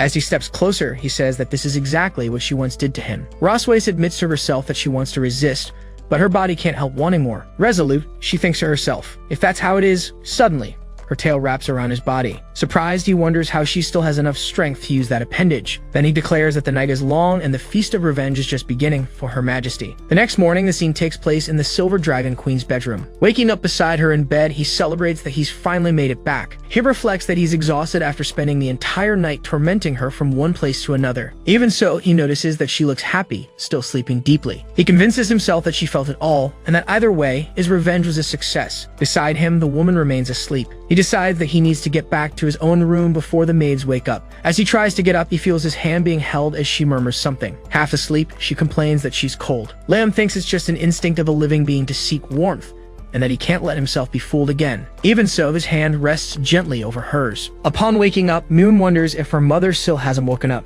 Outside, birds enjoy the morning sun by the window. With that, the girl remembers that she was taught to apply medicine in case of insect bites. Soon after, she announces that she found the ointment. Then she runs toward the bed. As she gets closer, she asks her mother to wake up, since the sun has already risen. Still drowsy, Rossweiss tells her daughter to go play with Daddy. Next, Mune tries to wake her father, saying that the sun is already shining on his butt. Leon just grumbles that it's warm and asks to sleep a little longer. Because of that, the girl gets annoyed and asks who's going to play with her if the two of them just stay snuggled up. With that, he kisses his wife's forehead while they cuddle.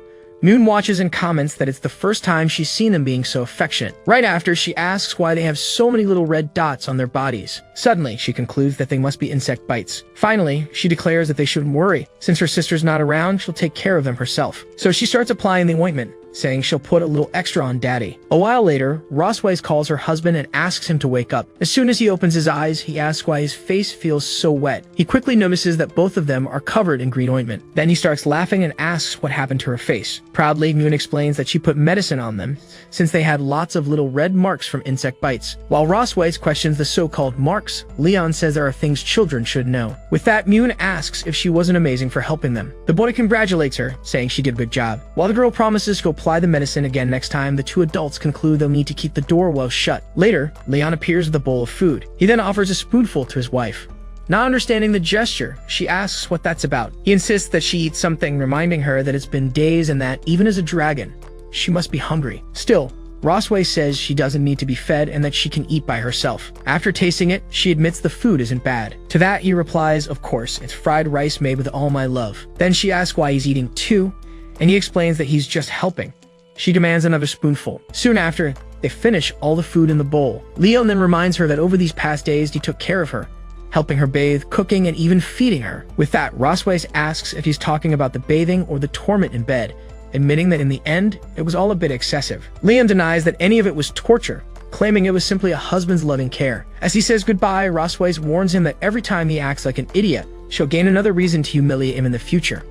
Alone in the room, she calls him a damn dragon hunter, admitting that he really does have a talent for tormenting her. Then she punches the headboard hard. The impact causes the wood to crack instantly. Surprised, she looks at the damage she just caused. Suddenly, she realizes that her strength has finally returned. Meanwhile, Leon calmly washes the dishes in the kitchen. He then hopes that the dragoness won't recover too quickly, so he can enjoy a few more fun days, completely unaware of how serious the situation has just become. Later, at the palace, the maid Anna apologized to Her Majesty. She then handed over a medicine prescribed by the doctor, explaining that it would help her regain her strength. However, the woman refused, stating that her body had already recovered and she no longer needed to take it. At that, the servant noticed the crack in the headboard and asked what that was. Rosweiss admitted to having overdone it a bit with her strength and asked for someone to be called the next day to repair it. Just as the maid turned to leave, she was called back. Hidden behind a book, the queen asked her not to tell Leon about her recovery because she wanted him to keep taking care of her for a few more days. Anna reacted with a surprised expression. With a smile, the maid replied that she understood the message. The dragoness then thought to herself that her husband's days of peace were numbered. 2 days later, Mune ran up to her father and asked to learn how to make her body glow. Liam asked if she was referring to the magic key and her mother had shown during the training session. He then asked why she suddenly wanted to learn magic. The girl explained that her sister had learned many things at school and she didn't want to be left behind. The man understood and confirmed that she also wanted to learn something, to which Mune excitedly agreed. Reflecting on this, he concluded that the rivalry between the sisters was actually an advantage, since the younger one admired her sister so much that she didn't want to fall behind. Because of that, the father enthusiastically agreed to teach magic, explaining that they would start with the basics of mana channeling. A while later, the little one worked hard to follow the training instructions. Leon was impressed. Within just a few hours,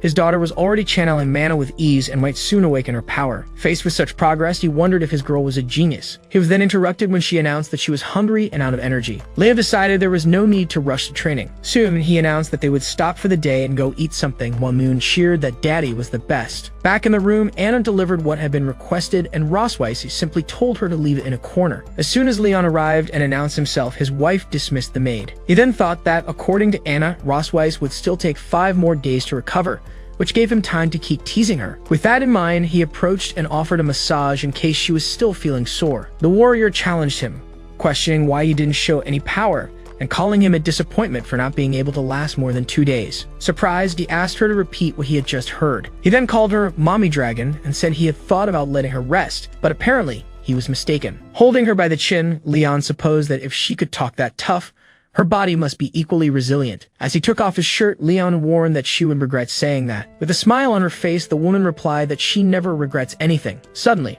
Rosweiss's tail wrapped around his waist, catching him by surprise. With a quick movement, she forcefully threw him onto the bed using her tail. As she pinned him down, her husband was stunned by the strength she was showing. With that, he finally realized and asked her if she had already fully recovered. Rosweiss then silenced him, saying that a prisoner should know how to stay quiet. Beside the bed, a set of restraint items was already prepared on a tray. Surprised, he asked when she had gotten all that ready. With his wrists and ankles bound, he began to wonder if he had just walked straight into the lion's den. As she looked down at him, the dragoness warned him not to try resisting. With that, Leon asked if she was planning to torture him in order to extract information. Tied to the bed, Leon warned her that he had undergone specialized training and would never give in, but Rosweiss simply asked if he was sure. At that, a recording from the magic crystal began to play a memory where he declared that he wanted to kiss her. Realizing what it was, he begged her to hand over the object. The woman then teased him, asking who that was begging for her. In the recording, Leon's voice kept stammering her name. Desperately, he denied it, claiming that it couldn't be him and that they just looked alike. Rosweiss then asked if he wanted to see the scene up close. The image continued, showing the boy saying he wanted to hug her, kiss her, and become one with her. At that point, the prisoner surrendered and said there was no need to continue as he remembered everything. The dragoness remarked that it was good he remembered, then picked up a whip from beside the bed. She then ordered him to repeat several times what he had said in the recording. She teased him again, offering to summarize like a teacher if he couldn't recall. The scene showed the silhouettes of the two behind a divider. The light of the lamp illuminated the room during the night. Moments later, Leon appeared lying on the bed, completely exhausted. As he rested, Rosweiss received a letter delivered by a messenger dragon. Soon her husband asked if the letter was from the academy and why a messenger had been sent so late. She informed him that the academy had requested their presence the following day. She then revealed that Noah had gotten into a fight with someone, leaving him completely stunned by the news. Meanwhile, in Vice Principal Wilson's office, Noah waited silently. Across from her, 3 horned boys appeared injured and bandaged. The vice principal then explained that he had called them in to discuss the incident involving the girl's fight with her classmates. At that, Rosweiss began questioning him about what exactly he meant. She also wanted to know if those 3 young dragons had gamed up to bully her daughter. While Leon looked over Noah with concern, the girl stated that she wasn't hurt and was doing fine. The educator then clarified the situation, revealing that, in truth, it was their daughter who had beaten up the 3 boys. Upon hearing the truth, Rosweiss simply asked asked if that was all. After the revelation, father and daughter sat silently side by side. Soon after, Leon praised Noah for the good job, confirming that she was indeed his daughter. Finally, the vice principal explained that the incident, though small, highlighted the tensions between dragons born from cocoons and those from wombs. He went on to say that dragons reproduce in both ways, and while there's no difference in adulthood, their abilities vary in youth. The principal continued, explaining that cocoon-born dragons inherit strength from their mothers, while womb-born dragons have to learn it, making the former stronger at the same age. He concluded that even though she was womb-born, the girl had faced 3 older cocoon-born opponents, making her future look very promising. Suddenly, the father of one of the boys arrived and offered to pay for the medical expenses, minimizing the situation. However, as soon as he saw his son's condition, the man questioned him about how he ended up like that. At that, the boy ran crying into his father's arms. While Rosweisu whispered that the boy belonged to the family of the Crimson Dragon King, Leon quietly responded that he had killed so many dragons from that clan that they could circle the academy twice. The nobleman then turned to the queen and asked how she could allow her daughter to intimidate other dragons. Leon quickly stepped in, provoking him by saying that since they weren't strong, they sent their little kids to bother his. At that, the student's father demanded an apology, but Leon challenged him, stating that his fists were itching for a fight. In response, the vice principal slammed his hand on the desk and ordered everyone to be quiet. He then asked the parents to calm down and listen to the full story. He reported that in the cafeteria, student Laurel and his friends had gotten into an argument with Noah after her tray stained his clothes. Continuing, he explained that later, when returning to the dormitories, the 3 boys cornered the girl in a courtyard and a fight broke out. After finishing his explanation, the educator asked if the boys had anything to say, but they silently shook their heads. At that moment, Noah raised her hand and told the director she had something to declare. Vice Principal Wilson turned to the girl and asked if Noah had something to say. Noah then explained that Laurel had provoked her on purpose in the cafeteria and later attacked her in the courtyard, stating that she had only defended herself. She then stared at the boy and demanded he confirm whether or not that was true. As Laurel silently nodded, his father asked him why he was so afraid of her. Suddenly, Leon stepped in and told his daughter that he thought she had made a mistake. The girl simply looked at him in silence, waiting for his next words. Her father advised her to aim for the opponent's knee next time something like that happened, making Noah ask why. He explained that a crimson dragon who injures their knee in battle only ends up getting beaten badly, and she quickly took note of the advice. Outraged, Laurel's father accused Leon of teaching his daughter to intimidate his son in front of everyone. He then demanded that a violent student like her be expelled immediately. The vice principal asked for calm,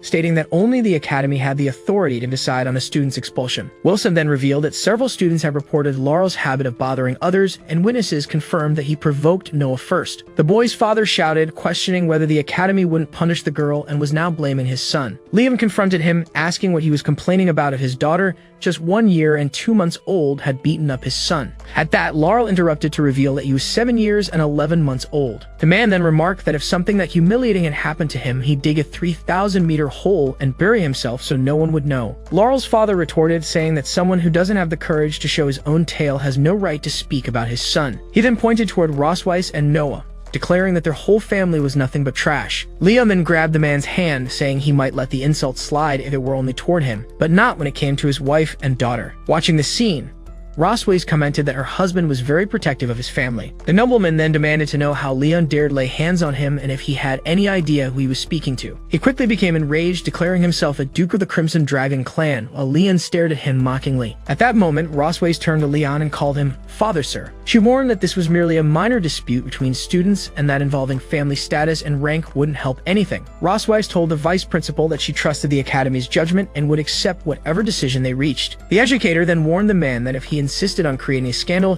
he would only make matters worse. Wilson added that his son might even lose the right to study at the academy. At that, Laurel tugged at his father and asked to let it go, saying he wanted to stay in school. The man finally relented, admitting that he had lost his temper and would accept whatever the school decided. In the end, he looked at the group and stated that he would take his leave for now, but that this wasn't over. The vice principal summarized the situation, saying that Laurel had instigated the conflict and Noah had defended herself, though she had overreacted. With that, he ruled that the girl would receive a verbal warning from her teacher and should reflect on her actions. As for Laurel and his friends, they were to write a self-criticism report and take charge of cleaning the classroom, this being the final decision. Noah said goodbye, stating that she would return to class, and her mother gave her permission to leave. As she walked away, Leon shouted that if they bothered her again, she should go for their knees first. Suddenly, the vice principal appeared behind him and called his name, making him jump in surprise. Liam turned and asked if Wilson needed something. The educator then said that he had always had a question about him since he'd never shown his tail. The question left Leon speechless for a moment. Then Wilson asked what dragon clan he belonged to if it wasn't too much to ask. Rossweiss intervened, stating that her husband was a common dragon, and Leon agreed, saying he was just a simple commoner. The vice principal accepted the answer and remarked that, in that case, it was a miracle they had a daughter with such talent. He then said that the academy welcomed children like her and suggested the couple should have more kids. He continued his speech, saying he was fully confident that when Noah graduated, she would lead the dragons to defeat even more hunters, causing the father to simply respond with a thank you. From a distance, Laurel's father watched the trio talking in the corridor. He then turned to his entourage and ordered them to leave. At the academy's entrance, Leon and Rossweiss calmly made their way out. As they exited, Laurel's father intercepted them and called out to the queen of the silver dragons. Rossweiss stared at him and asked if he still had something to say. The man then replied that the agreement made in the office was merely a formality to avoid trouble with the academy. He then warned that now that they were outside, they would settle things the dragon way. With that, the nobleman pointed at Leon and challenged him to a duel right there. The queen considered that refusing the challenge would lead to rumors spreading that the silver dragons were weak. Their rival taunted them, asking if they were going to back down. In a low voice, Rossweiss asked her husband if he really wanted to accept the fight. Liam replied that since the man had offered himself, he would gladly accept. His wife agreed with the decision but asked him please not to kill him. Meanwhile, other students rushed to the entrance, saying they had heard about a duel and had to watch. Hearing about the fight, Noah suspected it might involve her parents. Up on a balcony, a group of students pointed at the scene and wondered who was involved. The challenger assessed Leon as someone weak, all talk, and too cowardly to show his tail. He declared that since his son had lost, he would beat up the girl's father to restore the family's honor. He then turned to his opponent and proposed that if Leon could last 3 rounds, he'd consider the match lost. Leon interrupted with disdain and asked to cut to the point. He then provoked him to start already, which angered the other man. The noble shouted that this was too much. He charged forward with a flaming punch aimed at Leon. As Leon blocked the attack, the challenger thought to himself that Leon was much weaker than the dragons he faced before. The combatant smiled, remembering there were still 2 rounds left. Frustrated as Leon stepped away, the opponent accused him of running. He then mocked him, asking if he belonged to the clan of cowardly turtles while striking the ground. Leon leaped into the air to avoid the shockwave. Immediately, the nobleman launched a blast of fire toward him. Leon stared at the approaching fire without flinching. However, he dodged it easily and reappeared beside his opponent. Leon then announced it was his turn to attack. He landed a direct kick to the noble's knee, making the man scream from the blow. Kneeling on the ground, the man stared at him in disbelief. Without giving him time to recover, Leon followed up with a prepared punch. He struck the rival's face with such force that it sent the man flying from the impact. Leon then brushed off his hands and stated that for someone at that level, he hadn't even needed to use magic. Panicking, the nobleman's retainers shouted Duke Lael's name. Leon turned to them and asked if they wanted to try as well. They immediately declined, saying they didn't want to fight at all. Leon then ordered them to take the Duke and get out and to tell his son not to bother his daughter again. Satisfied, he turned and said they could go now. However, he was surprised to see Noah standing there and asked when she had arrived. The girl replied that she had just been passing by when she saw the commotion. Noah then offered a box to her parents and said it was for them. Opening the gift, Rossweiss found a large heart-shaped cookie. The daughter explained that she had made the cookies in cooking class, and since she came in second place, they might not be that good, but she asked them to try anyway. Rossweiss disagreed, saying they were very good, and insisted that Leon try a piece too. Her husband agreed that something made by their daughter couldn't be anything but delicious, promising that next time she win first place. Then Noah turned to him and complimented him, saying that just now he had been amazing. The unexpected praise left Leon speechless for a moment. Soon he lit up with joy at his daughter's words. Regaining his composure, he showed off and replied that of course her dad was amazing. As he patted Noah's head, he offered to teach her any combat technique she wanted to learn. Hearing this, Rossweiss just watched him in silence with a serious expression. Sometime later, Leon was sitting on a sofa, calmly reading a book. Then Rossweiss approached and asked if his hand was hurt, catching him by surprise. He looked at the wound and replied that it was something small and would heal in a few days. Right away, the woman prepared some cotton with medicine to treat the injury. As she came closer, the hunter reflected that, as someone who fights dragons, he had many scars and used to treat them carelessly. It was then that he realized this was the first time someone had taken care of him so gently. In that moment, he noticed how soft and warm her hand felt as she treated him. Rossweiss thanked him for protecting her, but he replied that it was simply his duty. After all, in front of others, she was still his wife. Soon after, she told him her sister had invited them, and upon hearing that they might settle a few scores, he changed his mind and accepted the invitation. With that, they set off and soon arrived at the vast territory of the Red Dragons. As they reached their destination, he, holding Mium, announced that they had arrived and asked the girl to wake up. Soon, the older sister approached and greeted his dragon form, calling him Xiao Luo. Next, she commented that her own dragon form was still incredible. Suddenly, Rossweiss appeared in her human form and was hugged by her sister, who praised her while she complained that it tickled. Then the woman introduced her husband,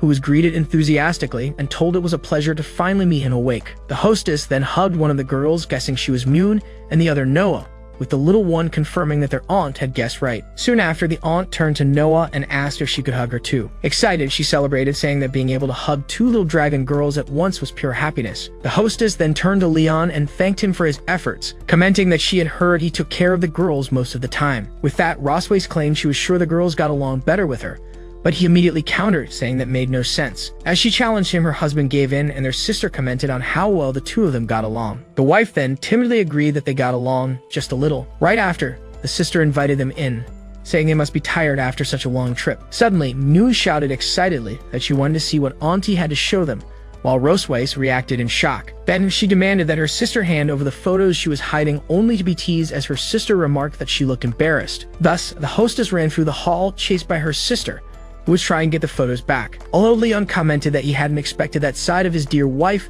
the girls excitedly asked to see it too. In response, he showed them the photo and teased the Valkyrie, saying how full of energy she looked back when she was a student. Next, he revealed it was an image of her giving a speech as an outstanding student. After that, he asked her how she had ended up becoming so cold and distant, before shouting as the photo was snatched back from him. In a low voice, the blonde warned him not to get too smug, as he might be the next one her sister decided to tease. Then the aunt revealed that she still had many more photos from the time when their mother was little, encouraging the girls to keep looking. When they came across the baby pictures, one of the girls commented on how tiny their mom was, while Moon said she wanted to squeeze her. Leon joined them and remarked that mommy looked super stylish in one of the photos as Moon moved closer, asking to see. Soon, the sister explained that the picture was from the day Rosways inherited the title of Queen of the Silver Dragons. Leon was impressed by the scene and admitted she really did look amazing. When they realized it was the last page, Moon complained that there weren't more photos of their mom to see. Then Rosways took the album and said that since they had finished, her sister should put the pictures away safely. However, the sister revealed they weren't finished yet and asked if they knew what she was holding. Without hesitation, Leon excitedly answered that he knew. It was a recording stone. The aunt then asked the girls if they wanted to see moving images of their mom, and both eagerly said yes. Rosways begged her sister not to show what was on the stone, reminding her that she was the youngest. Leon immediately pleaded with his sister-in-law to show them what was inside, concluding that Rosways' protest meant it had to be something embarrassing. The blonde shouted her sister's name in protest,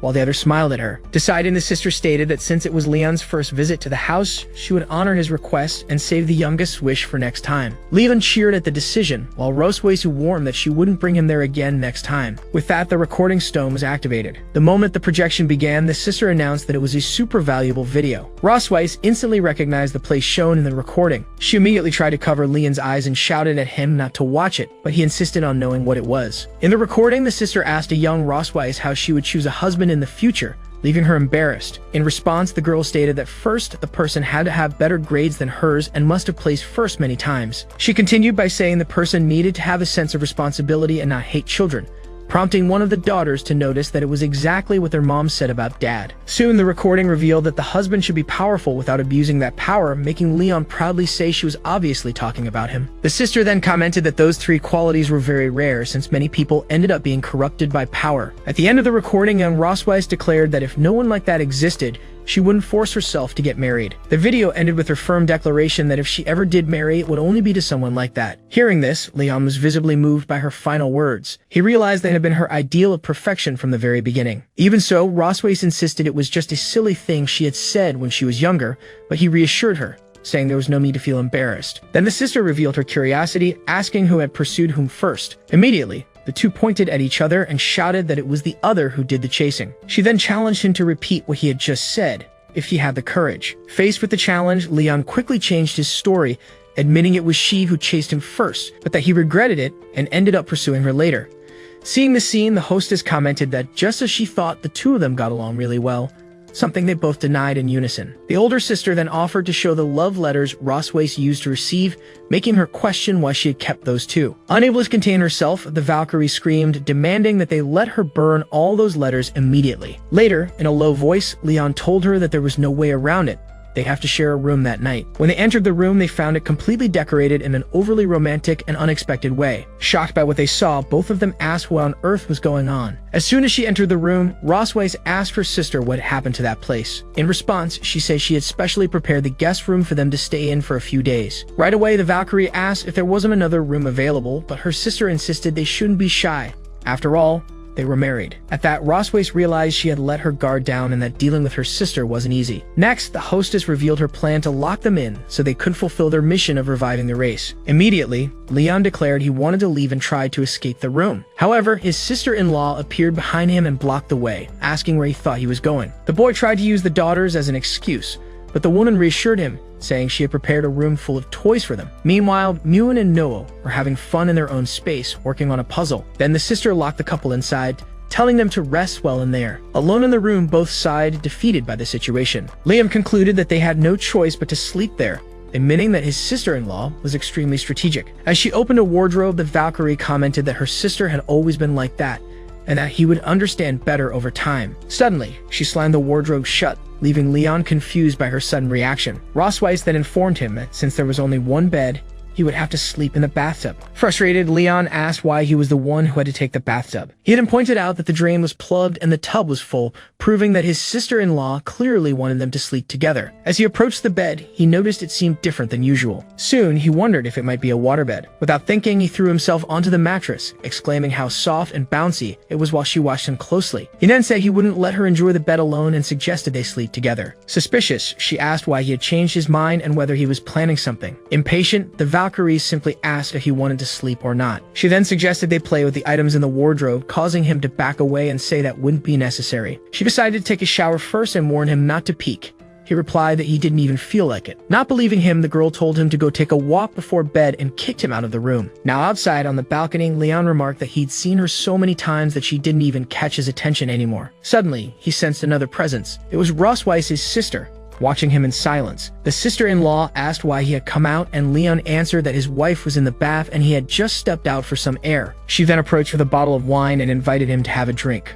With a smile, Leon accepted the offer right away. As she poured the wine, she mentioned it was the Valkyrie's favorite. He thanked her as he took the glass. Soon, the boy commented that the two of them seemed to get along really well, and the sister confirmed it, saying they used to drink and talk out here often. Next, she shared that she had watched Rosweiss grow up and that after she became queen, they mostly exchanged letters until the announcement of her marriage and pregnancy. The woman continued, explaining that even after the wedding, her sister's sadness could be felt through the letters. She then revealed that Rosweiss had told her the husband was sick and slept a lot, leaving her alone during the difficult pregnancy with twins. At that, Leon realized just how hard it must have been for his partner to go through it all without him, relying only on her sister to confide in. The hostess confessed that back then, she thought her sister had married a lazy and irresponsible dragon. He laughed and asked if he really looked like that kind of dragon. Soon, the woman admitted that after spending some time with him, she realized he wasn't garbage, and that maybe there was a reason behind it all. She concluded by saying it only confirmed how much the queen truly cared about him. Liam paused mid-sip, processing what he had just heard. Then he quietly wondered to himself whether Rosweiss really liked him that much. Even so, he dismisses the idea, insisting it's impossible that dragon mother could like him. His sister-in-law teases him, asking if he feels sorry for himself, but Leon retorts that she knows nothing about her own sister.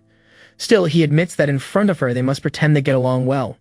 Soon after, he shifts tone and declares to the hostess that their love is real. She responds she already knew by the way they treat each other. Then she explains that Rosweiss is terrible at expressing emotions, and he is the first person she ever treated in that way. Next, she reminds him of his responsibility as a man, making him conclude he'll be killed if he refuses. Still, Leon reassures her, promising that although he wasn't by his wife's side during the first pregnancy, he will be if there is a second one. He swears to protect his companion and daughters with his own life. His sister-in-law only says she hopes he truly keeps that promise. Afterward, she tells him to stop boasting and go back to the room before his wife becomes impatient. Just as he is about to leave, the sister-in-law calls him back to say one more thing. Curious, Leon turns and asks what else she has to say. Finally, she advises him not to hold back tonight, saying the room's sound isolation is incredible. The remark about incredible isolation leaves him utterly speechless. He just closes his eyes tightly, unsure how to respond. As the castle is shown at night, Leon silently expresses gratitude for the help. Then he quietly returns to the room, finding Rosweiss already asleep in bed. As he approaches, he wonders if she's really asleep already. Soon he concludes he won't suffer tonight, admitting she looks very beautiful sleeping. The Valkyrie remains lying there in a deep sleep. Suddenly, something in the bed catches his attention. He wonders why her chest is glowing under the blanket. Immediately, he He asks himself whether the dragon's seal has somehow activated. However, he notices his own seal is not reacting and tries to understand what's happening. With no other option, he extends his hand to investigate the light under the sheet. To his surprise, Rosways opens her eyes and greets him with a simple hello. Startled, Leon asks why she frightened him by hiding that lamp under the blanket. She then reveals she found the item among the toys and just wanted to play a trick. Next, she teases him, saying by his reaction, he didn't seem at all disappointed. Immediately, he denies the accusation, insisting it isn't true. Then he covers himself and says he's going to sleep, asking her not to talk to him anymore. Rosweiss warns him not to regret it and try to attack her in the middle of the night. Suddenly, a spider lands right in front of her, leaving her confused about what it is. Once she realizes what it is, she begins to scream. At the scream, Leon jumps up, startled, and asks what happened. In the next moment, Rosweiss leaps into his arms, leaving him even more confused. Still clinging to him, the girl warns there is a spider in the room. Leon then recalls seeing in the album a photo of her crying because of a spider, wondering if it's an old childhood trauma. Thus, he concludes that even the queen of the silver dragons has fears. He says there's no choice and that he will catch the creature, while the Valkyrie asks him to hurry. As he approaches, the boy picks up the spider with his hand. Holding it, he realizes it isn't what it seemed. As soon as he reveals the creature, Leon explains it's just a toy spider and she doesn't need to be afraid. Still, Rosweiss refuses to listen and orders him to get rid of it immediately, real or not. Seeing her reaction, he calms her down and promises to throw the toy out at once. With that, he tosses the spider out the window. Then he turns to his companion and says the threat is gone, asking if now she can sleep. Soon he wonders if that spider was also part of the sister-in-law's plan. He concludes the intention was to make Rosweiss reveal her more fragile, vulnerable side. Now calmer, the girl asks if she can sleep inside the bed while he stays outside. Leon easily agrees, saying she can sleep wherever she wants. Moments later, the two lie down in the same bed, each turn to their own side. After a while, he turns and asks if she wants to hold his hand if she's still scared. The Valkyrie looks at him for a moment without answering right away. Then she accepts the gesture, saying she will since he insists. Her hand finds his beneath the blanket. He then asks if holding just his pinky finger will make her feel safe, and she asks what he thinks it should be like. He calls her silly and shows that the proper way to hold hands is to intertwine their fingers. Then the two lie in silence, just looking at each other while holding hands. She wonders aloud how he can hold her so naturally, questioning whether she's the only one who feels that way. Soon, she scolds herself, reminding that she is the queen of dragons and there's nothing shameful about holding a hand. He then asks why her hand is so cold, but seeing her sweating, Rosweiss reveals that the cold hand is actually his nervous one. Feeling the touch, she notices that his hand bears the calluses and scars of a sword wielder, stiff yet warm. She then realizes that where their fingers interlace, it's as if a current flows across her skin. The girl falls silent, only reacting to that sensation of touch. As the night passes, Leon asks her about her criteria for a partner, but she says she was joking and now has none at all. Thus, the night continues and the two remain lying silently. Even trying, he realizes he can't sleep at all. He looks to the side and wonders if Rosweiss has already fallen asleep. Then he notices his fingers going numb from staying in the same position and decides to shift them a little. Pretending to sleep, Rosweiss wonders why, instead of just holding her hand, he is now poking it. Finally, she concludes that the prisoner dares to touch his mistress. Determined, she thinks fine, then she will touch him too. In the next moment, Leon jolts as he feels her touch. Confused, he wonders what is happening and why the Valkyrie is caressing his hand. He notices her body is so soft and that where they touch, he feels a pleasant sensation. With that, a strange desire begins to grow rapidly inside him. At the same time, the desire is mutual and both think the same thing. Soon the thought evolves and they both feel they want to go beyond that simple touch. Next, their faces draw close slowly as they gaze at each other in silence. Liam then takes the initiative and moves over her, pulling the blanket over them. Before kissing her, he thinks he will surrender to the moment, just for tonight. Then the boy positions himself over Rosweiss on the bed, ready to move forward. Meanwhile, she just softly whispers his name. In response, Leon agrees with a low hum, leaning closer to her. Even knowing what's about to happen, he's surprised that his dragon mark isn't reacting at all. It's soon revealed that the mark only spices things up and isn't activated when two people truly love each other. However, the moment is interrupted when the toy spider falls right between them. With a scream echoing through the house, he quickly assures her there's no need to be afraid as he already grabbed the spider. Outside the room, Rosweiss's sister concludes they've likely discovered the little surprise she set up. Back in the room, Leon holds her and comforts her, saying there's nothing to fear and everything is fine now. As the spider rests in the garden, he says he's checked everything and there are no more traps. He just continues holding her gently in silence. Nestled against his chest, the Valkyrie comments that his heart is beating very fast. He then confesses that he's also afraid of spiders. After hearing the confession, she decides not to pull stunts like that on him anymore. Finally, he asks her not to talk about what happened, and Rosweiss assures him she understands. When morning comes, sunlight filters through the bedroom window, Suddenly, she opens her eyes. As she sits up in bed, she wonders when she fell asleep. Next, she asks herself if that guy woke up early. Still, she concludes it's better if he's already left. She admits that after what happened, she doesn't know how to face him. As she gets up, she reflects that it was the first time she broke her own principles. While getting dressed, she laments having shown weakness to a human fallen asleep in his arms. Fully ready, she decides that it's far too embarrassing and that she can't tell anyone. As soon as she opens the door, her sister surprises her, asking if she's already up. Immediately afterward, her sister-in-law asks how her exciting night was. Rossweiss replies that it was very exciting, but she doesn't want it to happen again. Her sister then whispers if they use the toys, and she quickly denies it. With that, the sister promises to pack toys for practice and already asks about the next baby hair. Embarrassed, Rossweiss grabs her arm, saying there's no need to worry about that, and invites her for breakfast. In the dining hall of the Red Dragon Sanctuary, Leon spends time with the girls while they wait for the meal. He gently squeezes Muyun's cheeks, and she opens her mouth in reaction. As soon as Rossweiss and her sister enter the hall, Muyun announces excitedly that Mommy and Auntie have arrived. Immediately after, the little girl asks happily if they can start eating now. Then the whole family sits at the table to eat breakfast in silence. While eating, the couple avoids eye contact with each other. Chewing, Leon thinks about how embarrassing the whole situation is. He remembers how last night, due to the atmosphere, he almost kissed her and ended up falling asleep while hugging her. With that, his conscience splits. One side accuses him of betraying his homeland, and the other reminds him that they're married. While the inner conflict rages on, he just notices the bread is a bit bland. He decides to add some peanut butter to improve the taste. However, as he reaches for the jar, Rossweiss stops in by placing her hand on his. The sudden touch surprises them both, confused by each other's reaction.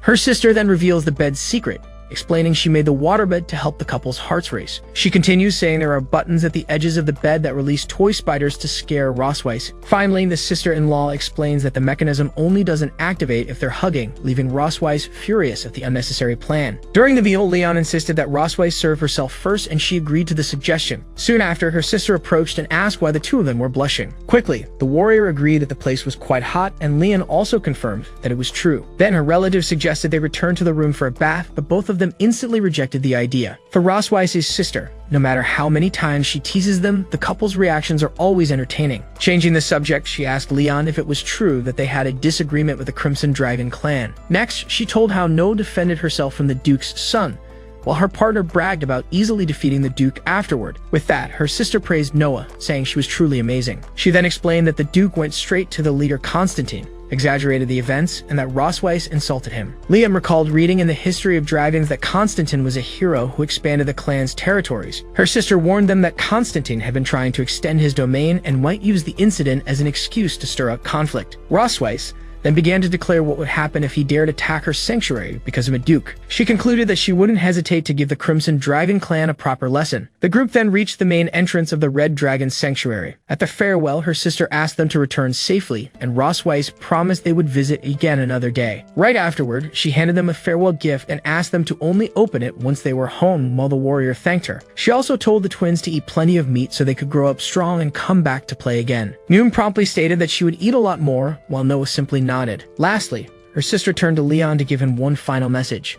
She reminded him not to forget the promise he made, and the young man assured her he would keep it. Rossweiss watched the conversation, not understanding what it was about. The girls waved goodbye to their aunt as they flew off, and her sister wished them a safe journey. Back inside, she walked through the now empty hall. As she walked, she commented to herself on how adorable the little dragon girls were. Then she wondered when the couple's next child would be born. Suddenly, a spider descended from the ceiling, stopping right in front of her. Upon picking it up, she realized Leon truly protected his wife with great courage. Far away, Leon suddenly sneezed for no apparent reason. With the girls asleep in his lap, he wondered whether her sister had already discovered the surprise he left for her. At that moment, he reflected on how Rossweiss and her sister were completely different from the Dragon Kings he had known before. He continued thinking, realizing that they valued family above all else and showed sincere love. In a low voice, he admitted he could barely believe the amount of trust her sister had placed in him. Already in the sky, Rossweiss began to question him about what happened as they were leaving. Soon after, she directly asked what he had promised her sister, but Leon only replied provocatively, asking if she really wanted to know. He then stated that he wouldn't tell her, leaving his partner furious with him. By nightfall, they finally arrived back at their sanctuary. The twins were already peacefully asleep in their bed. As she exited the room, Rossweiss closed the door and found Leon waiting for her outside. Seeing the scene, she hesitated for a moment, and he simply encouraged her to move forward. Right afterward, he revealed his revenge plan and asked her to give a live performance of the embarrassing video from the day before. With that, he began imitating the video scene in which a young Rosweiss sang about loving to take baths and scrubbing her butt. Faced with the provocation, the warrior could only scream his name. Meanwhile, at the Red Dragon Sanctuary, her sister invited Moon to watch more videos of Rosweiss, and the girl eagerly agreed. Soon after, the aunt whispered Moon's name and asked her to follow her. The little one followed her aunt to a door that emitted a glowing light. On the other side, her mother began singing about how much she loved bathing and how amazing her body felt. She continued the song about scrubbing her butt and blowing bubbles, as the video showed a young Rosweiss in the bath. Leon sarcastically praised his wife's singing, comparing it to the beautiful song The Lark. The woman screamed that she needed to destroy the recording, but her sister stopped her, saying she would keep it as a family heirloom. Her sister's gift rested on the table, and Leon commented with relief that the box had finally survived. Leon simply laughs at the situation and says it's all a big joke. At that moment, Rosweiss stares at him and states that it's obvious he's very bored. Then she grabs him by the collar and calls him by name, indicating there will be serious consequences. Suddenly, she suggests they should pick up where they left off. At that moment, he realizes the provocation went too far. He quickly decides it's time to run, but his companion yells at him to stop immediately. When he tries to escape, he discovers the bedroom door is blocked. Rosweiss appears at the entrance and gives him 10 minutes to go to her room. She then warns that she'll show him the consequences of provoking her with those videos. The young man stands in front of the door, processing what just happened. He laments that his own tongue always gets him into trouble. He reflects that he didn't expect her to react that way.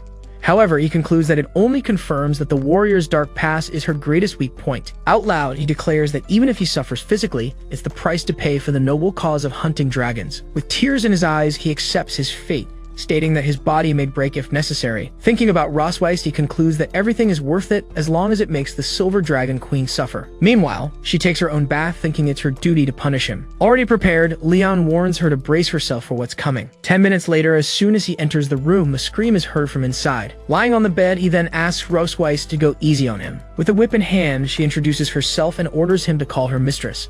Surprised by the scene, the young man teases her, calling her a true actress. Rosweiss simply calls him an idiot in response. Then she strikes him with the whip, making him scream. She then warns him that he said it wrong again, as he still doesn't seem to understand the situation he's in. With that, he reflects that the whip doesn't hurt that much, but it causes a strange sensation. Suddenly, he realizes that her goal is just to embarrass him with that role play. He understands the act. Rosweiss plays the teacher, and he is the rebellious student who made mistakes. To continue the game, she asks him if he already knows where he went wrong. Getting into character, the young man apologizes to his mistress and promises that from now on he will obey and won't make mistakes anymore. Rosweiss then asks if he's ready to turn in his assignment. Not understanding, he asks what assignment that is. She scolds him, asking how he can promise to study if he doesn't even know what the task is. Then he asks his mistress to tell him what the assignment is, and she says he's lucky that she's so understanding. Right after, she reveals that today's task is to make the mistress's dragon mark shine. She then warns that the punishment will be worse if he fails, and Leon promptly accepts the challenge. With that, he places his hand on her to begin the task. He then reflects that after so many nights together, he already knows every sensitive spot on her body. Soon, his touch begins to have the expected effect. Rosweiss then praises him, commenting that he learned very quickly. Then the two continue the task.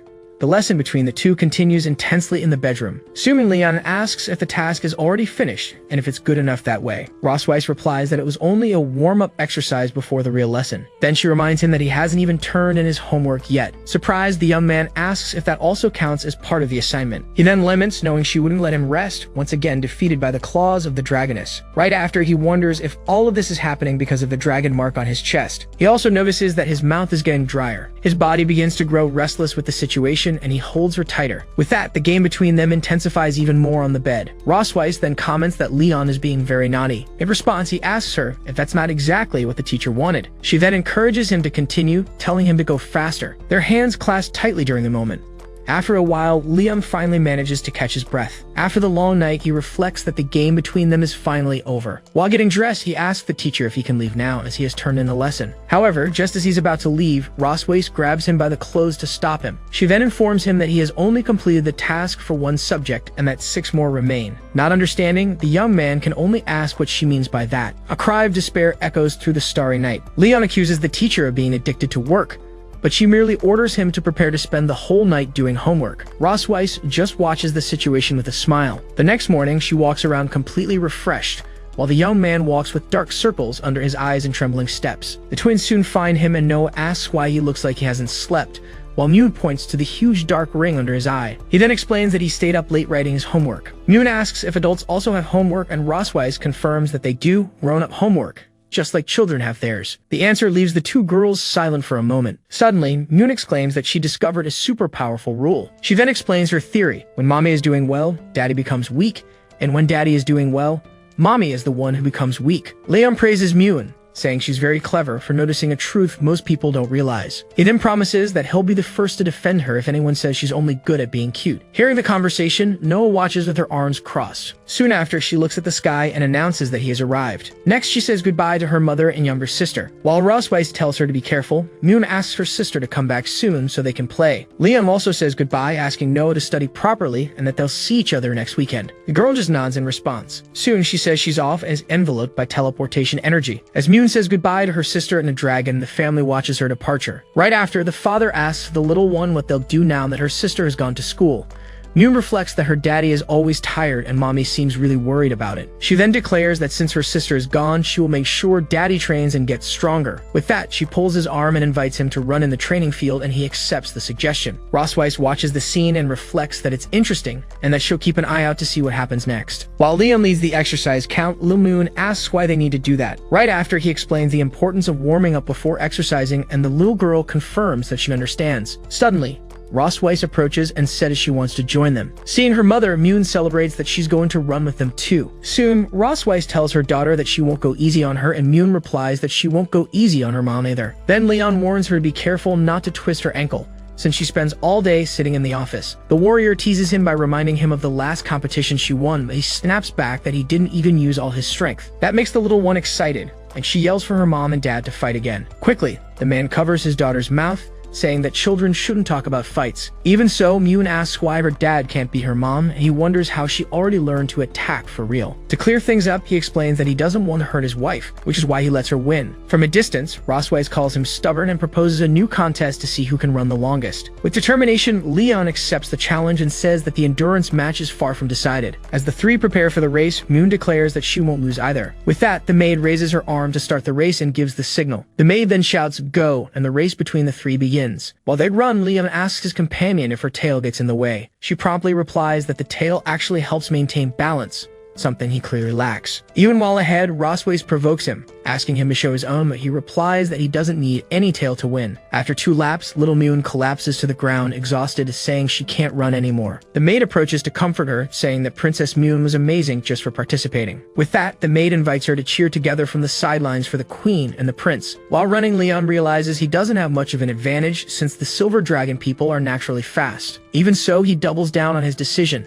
There's no turning back now that he stood at the starting line. With his honor as a dragon hunter on the line, he tells himself he can't lose to her here. In a final effort, he lets out a scream and recalls one of the hunter's codes: born to fight and rest only in death. 20 minutes later, Leon is seen lying on the ground, completely out of breath. Roswise approaches and asks if he's going to accept defeat, but Leon from the ground says he does not. Smiling, the woman challenges him, asking if he wants to keep running since he refuses to lose. With resolve, Leon asks for 2 days to train, guaranteeing that he'll definitely beat her. Teasing him, she says not even 2 years would be enough for him, but still lying on the ground, he insists he can do it. Then Roswise steps closer and asks if, now that he's been defeated, he's going to show what he's really capable of. With a serious expression, the hunter dodges the question, saying he loves taking baths because they make him feel good. Right after, he warns her that holding grudges will come back to bite her, but says that she's the one holding grudges like that. Then Roswise calls Little Mew and declares that since her dad is feeling weak, they'll go exercise together now. The little girl says her dad really is kind of weak and that's why he needs to work out more. Frozen, Leon is speechless upon hearing the comment from his own daughter. Holding Mew's hand, Roswise walks away, and from a distance, Leon advises her not to underestimate a father who looks weak, because things can change over time. Later, a special meal is served at the table to help the family recover their energy. Affectionately, Little Moon asks her father to open his mouth so she can feed him. He opens his mouth to receive the food offered by his daughter. Right after eating, the man collapses onto the table, and Roswise advises him not to push his rusty body so hard next time. Still lying down, he grumbles that he only lost because of the task from the previous night. Otherwise, he definitely would have beaten her. Roswise then teases him, asking if he wants to continue the task. That might as well. Faced with the proposition, he abruptly gets up from the table. Quickly, the warrior picks Moon up in his arms and announces that he'll stay with her tonight to tell a new story. When the little girl asks if they had agreed on that, He responds that the agreement starts now. Rossweiss agrees on the condition that they don't stay up late and get to bed early. With that, the little one happily agrees with her mother while being held in his arms. Rossweiss then leaves and walks alone down a long hallway. Suddenly, she stops and orders the person hiding to come out. Her subordinate emerges from the shadows and greets her as Your Majesty. Without mincing words, the woman directly asks if there's any news for her. The informant reports that she found the secret residence where Tage Lawrence used to live, but they moved out over a year ago and are no longer in the Empire. She adds that they donated all of their belongings, and Rossweiss immediately asks what was the one exception. Promptly, the subordinate replies that the only thing not donated was a donkey. She then explains that the neighbors said the couple was very fond of the animal and made sure to take it with them. With that, Rossweiss orders her to continue tracking Tage's whereabouts, and the woman leaves to carry out the order. As soon as the informant disappears, the queen remains silent for a moment. Soon, she begins to question herself about Leon's master and why he would have left the Empire. Elsewhere, a distant voice reacts with surprise to unexpected news. The information leaves the couple shocked, and the man asks if he heard correctly about a family sports day. Then Moon confirms that the Academy is organizing the event next week. Rossweiss comments that back in her day, parents didn't have to participate, and the daughter explains that it's a new initiative. Curious, the little one asks her mother what place she came in when she competed in the games. Proudly, the woman replies that she came in first place, which impresses the girls. Soon, the girl asks about their father, and he reveals that he didn't place at all, which makes her ask why. With a smile, the warrior explains that he had such an advantage that the Academy thought he was cheating and didn't publish his results. Hearing that story, Noah asks if that means her father is a cheater. Leon denies it and explains that the Academy gave him a medal in secret, but he melted it down to make a bracelet for his grandmother. Hearing that, Rossweiss questions how someone who values honor so much could melt his medal, and the man replies that he prefers not to have an honor he can't show off with pride. Then she asks if he's really going to participate in the sports day. Noah then explains that the event is more for fun and doesn't affect grades. With determination, the girl reveals that even so, she really wants to win first place. Realizing this, Leon understands that his daughter inherited his competitive spirit and has a strong obsession with being the best. With that, he and Rossweiss exchange a look of understanding. Soon, the two announce that they will participate in the event together with her. Excited, Moon says she wants to join too, but Noah explains that registration is limited to only 3 people. To cheer her up, the father says the little one can be in charge of cheering and that her support will be essential for victory. Right away, the little girl agrees and promises to cheer with all of her strength for the family. With the whole family gathered, he declares that if everyone gives it their all, winning the sports day will be a piece of cake. To prepare, Leon begins an intense and early training routine for the family sports day, which will take place in a week. While exercising, he watches Rossweiss stretching in the distance. The warrior reflects that dragon women like her are true models. Anything they wear looks good on them. Soon after, the woman approaches and suggests a warm-up run, since the kids aren't awake yet, and he promptly agrees. As they run, Leon asks about the events and the competition, and Rossweiss lists the triathlon, racing, and jumping events she took part in. In response, he says it doesn't sound too different from his own sports days, but she warns him not to underestimate competitions among dragons. Leon replies that dragon hunters aren't as easy as she thinks either. With a teasing smile, Rossweiss recalls how just a few days ago, someone collapsed after only a few laps. The remark visibly annoys him. He yells that it was her fault for making him stay up all night with that task. Upon hearing the complaint, Rossweiss stops and asks if he'd like a bit of motivation. She then proposes that if they manage to win first place at the sports day, he'll earn a week off. Excited, Leon asks if she's serious, and she confirms the deal. With newfound determination, the man declares that this tournament will belong to their family. He shouts, "Let's go," and takes off training, leaving his partner behind. Watching this scene, Rossweiss concludes that her motivation technique really works. At the end of the warm-up, she approaches and asks if his muscles and joints feel active yet. Leon jumps up full of energy, saying it feels like he just took a stimulant. Then Rossweiss picks up a rope and comments that since it's a family event, the competitions will probably be different. Because of that, she says they also need to train their coordination as a team, not just their physical condition. Leon steps back and asks what the rope is for, jokingly asking if she wants to practice tying him up again after the teacher-student game. Rossweiss scolds him and asks if he's never heard of a 3-legged race. Embarrassed, Leon admits he saw one once at the Dragon Hunters Academy. She then declares that their basic coordination test is about to begin, and he agrees, though reluctantly. As soon as their legs are tied together, Leon notices how uncomfortably close they are. To break the awkwardness, he suggests they start training right away. He then rushes her, asking why she's just standing there and telling her to get going. However, Rossweiss retorts that he didn't say where they were supposed to go, and the hunter points toward the grassy field, explaining that it'll hurt less if they fall. At the very beginning, they stumble, with Rossweiss yelling at him not to push her, and him insisting that she's the one doing the pushing. Trying to assert himself, Leon warns her not to mess up his rhythm, but Rossweiss, thanks him for the morning joke. To coordinate their steps, he starts a countdown for the takeoff. As he finishes, the woman yells, "Run," and takes off at full speed. The sudden burst catches him completely off guard. Liam is dragged forward, screaming in desperation. Falling to the ground, he starts untying the rope while Rosways asks if he even knows what cooperation means. She teases him for not being able to keep up, but he snaps back that he won't stoop to her level. To fix the problem, Leon proposes a counting system for each leg, and she agrees. Suddenly, he touches her side, surprising her. As she reacts, he explains that this way they'll move more in sync. Flustered, Rosways agrees to continue the training. With the new tactic, their synchronization begins to improve as they move to the rhythm of his count. Later, the woman has him do push-ups with her on his back, and he complains that she really knows how to enjoy the show. The training continues to the point where Leon's body is so exhausted he can barely hold himself up. To motivate him, Rosways threatens to give him a kiss if he can endure it, but he screams that he'll never allow that. And so, with that extra motivation, the 500 push-ups of the day are finally completed. Time flew by, and as scheduled, St. Hiss Academy's family sports competition finally began. Standing on a podium, Vice Principal Wilson officially announced the start of the institution's first ever family sports event. From the stands, Little Moon shouted words of encouragement to her father, mother, and sister.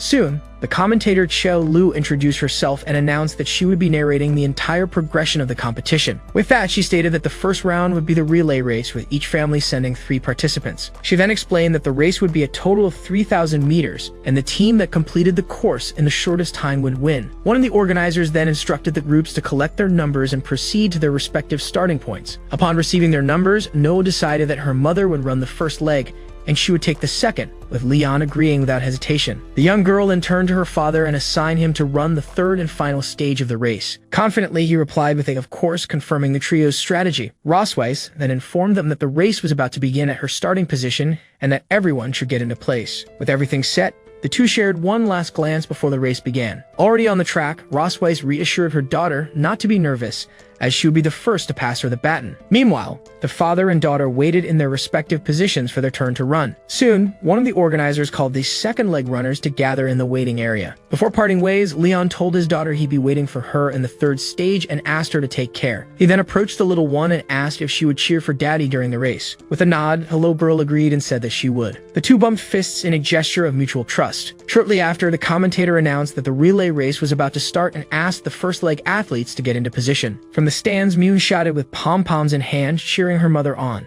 On the track, the organizer gave the command for everyone to take their places and get ready. As soon as the signal sounded, Rosways burst forward with the baton in hand. The announcer commented that runner number 7 from the Silver Dragon clan had taken the lead, leaving the competitors behind. She then pointed out that runner number 10, Misty from the Electric Dragon clan, was quickly closing the gap. Next to Leon, one of the other fathers remarked that it's not just the Silver Dragons who are fast. This made the hunter reflect that the Electric Dragon clan are masters of evasion and using fake-out attacks in battle. The commentator reported that number 7 had overtaken number 10 again and was now 2 body lengths ahead. She asked President Duncan who he thought would win the relay, but he replied that nothing is decided until the very end. The other father bragged to Leon that his wife was so far ahead that the result was obvious, and Leon calmly agreed that his wife was amazing. With a smile, the rival father confirmed that there was no doubt his partner was indeed impressive. However, Leon interrupted with a "but," which made the other man realize something was off. Leon then finished the sentence, stating that his wife was even more incredible. With that, Rosways unleashed a new burst of speed on the track, intensifying her pace. Surprised, the rival runner wondered where she was still getting that explosive strength from. As she ran, Rosways reflected on the intense wind resistance from having maintained the lead the entire time. Soon, her rival realized she could no longer keep up with the pace Rosways was setting.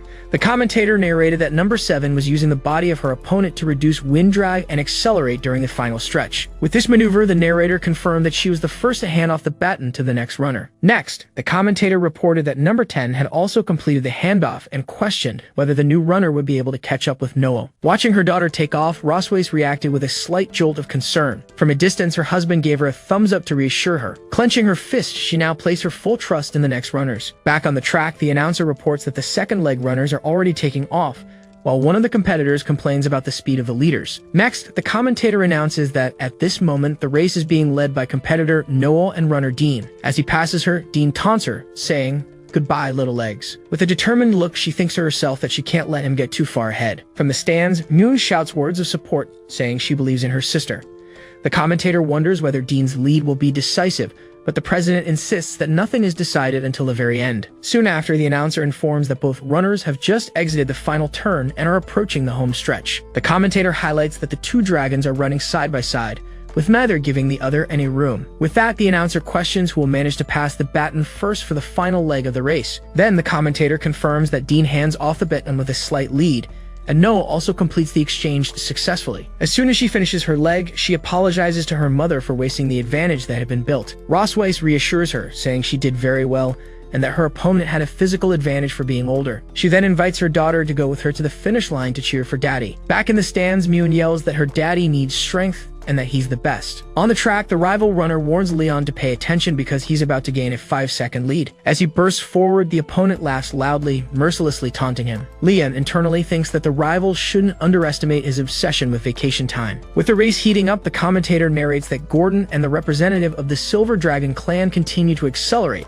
while the president repeats that nothing is decided yet. Watching closely, Noah whispers a word of encouragement for her father. Suddenly, Leon hears his daughter's cheer, catching him by surprise. Motivated, he tells himself he can't lose now that Noah just called him Daddy. With renewed energy, he speeds up and pulls alongside the rival runner. The opposing father realizes that if this continues, he'll be overtaken. Determined, he warns that in that case, he'll make Leon taste defeat. Suddenly, the rival tries to trip him and Leon is caught off guard by the move. Dodging it, he warns that if dirty tricks are on the table, the consequences are not his responsibility. With that, the rival runner stumbles on the very obstacles he tried to use. The commentator announces that competitor Gordon has fallen right at the final stretch of the race. With the path clear, she declares that Leon crosses the finish line in first place. Right after, the announcer congratulates the Malkerwife family for winning the relay race. After the victory, the father approaches Noah and asks what she had just said. With a shy look, the little girl calls him Daddy. Leon asks her to say it again, but Noah says she'll only repeat it if they win first place in the games. Rossweiss comes over and asks if he's hurt, and the warrior assures her he's fine. Suddenly, the rival father approaches the judges and accuses Leon of cheating by kicking dirt at him at the end of the race. In response, Leon fires back, asking how the attacker now wants to play the victim. He then points to the opponent's clothes and says the attempt to strike him is visible by the shock marks on his shoulder. Feigning innocence, Leon tells the judges that he was running full speed and might have kicked up some dust by accident, but it wasn't his fault. One of the organizers asks the runner to cooperate with an inspection, but his wife stops him from approaching. As the couple tries to understand why the inspection is being interrupted, someone approaches and asks what's going on. The rival father immediately recognizes the arrival of the clan chief, revealed to be Thor, leader of the Electric Dragons and president of the arbitration committee. The next day in Sky City, Leon laments his lost vacation. He then writes the word vacation on a foggy window. Lying on a table, he regrets winning the championship. Outside, a little girl points him out to her mother, who tells her not to look. Leon then dramatically says goodbye to his vacation. Rossweiss asks what he thinks of an outfit, and he replies that it's fine without even looking. She then questions him for not turning his head to give his opinion. He turns around, gives a thumbs up, and assures her she looks good in anything. But the woman complains that the outfit doesn't fit well. She approaches a rack with other clothes. Then she picks up a black swimsuit and asks about that one. Rossweiss then shows off the new suit and asks what he thought. With that, Leon is left completely speechless and looks away stunned. He pulls himself together and says he doesn't think it's a good idea for her to wear that. Rossweiss then comments that she thought he liked the outfit. A woman then appears and reveals she has already prepared swimsuits for the girls. Rossweiss questions if he's unhappy with the situation, but Leon denies it. Then she reminds him that the date for the Hot Springs trip can't be changed. She adds that his daughters are looking forward to it, and their happiness will make him happy too. With that, Leon forces a laugh and says he's very happy about the trip. To cheer him up, Rossweiss proposes not to touch him for the next 7 days, but Leon doubts the promise, saying she's always around anyway. She then swears on her reputation as the Silver Dragon Queen that she'll keep her promise. He nervously accepts the deal. Then she whispers that the bet will be harder than he thinks. Leon retorts that he can control himself and wouldn't touch her without a reason. She warns him that if his dragon pattern appears, he's lost, but he accepts the challenge. The next day, they arrive at Floating Cloud Valley. In the hotel lobby, a receptionist identifies them as the Academy's model champion family. Leon just confirms the information for the woman. The receptionist informs them that the Academy will cover all expenses, and Moon comments that the fish in the aquarium look delicious, but Noah corrects her. She then hands the room key card to Leon, who thanks her. He questions why there are only 2 rooms, and the woman asks if he's dissatisfied with the arrangements. The receptionist offers a special honeymoon suite, but Leon immediately refuses. He calls Noah and Moon to go, while the woman wishes them all a happy holiday. Then the family walks down the hotel corridor. Leon realizes he'll have to share a room with Rossweiss again and needs to find a way to avoid it. He then asks his daughters if they want to share a room with him, but they say they want to sleep together. Moen explains that Aunt Isa said everyone should have their own space so they don't bother others.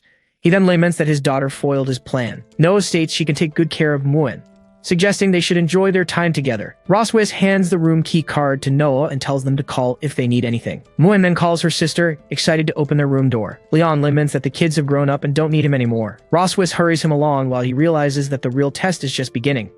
In the room, Roswis admires the view from the window. Leon enters carrying the suitcase, and she comments that the scenery here is really nice.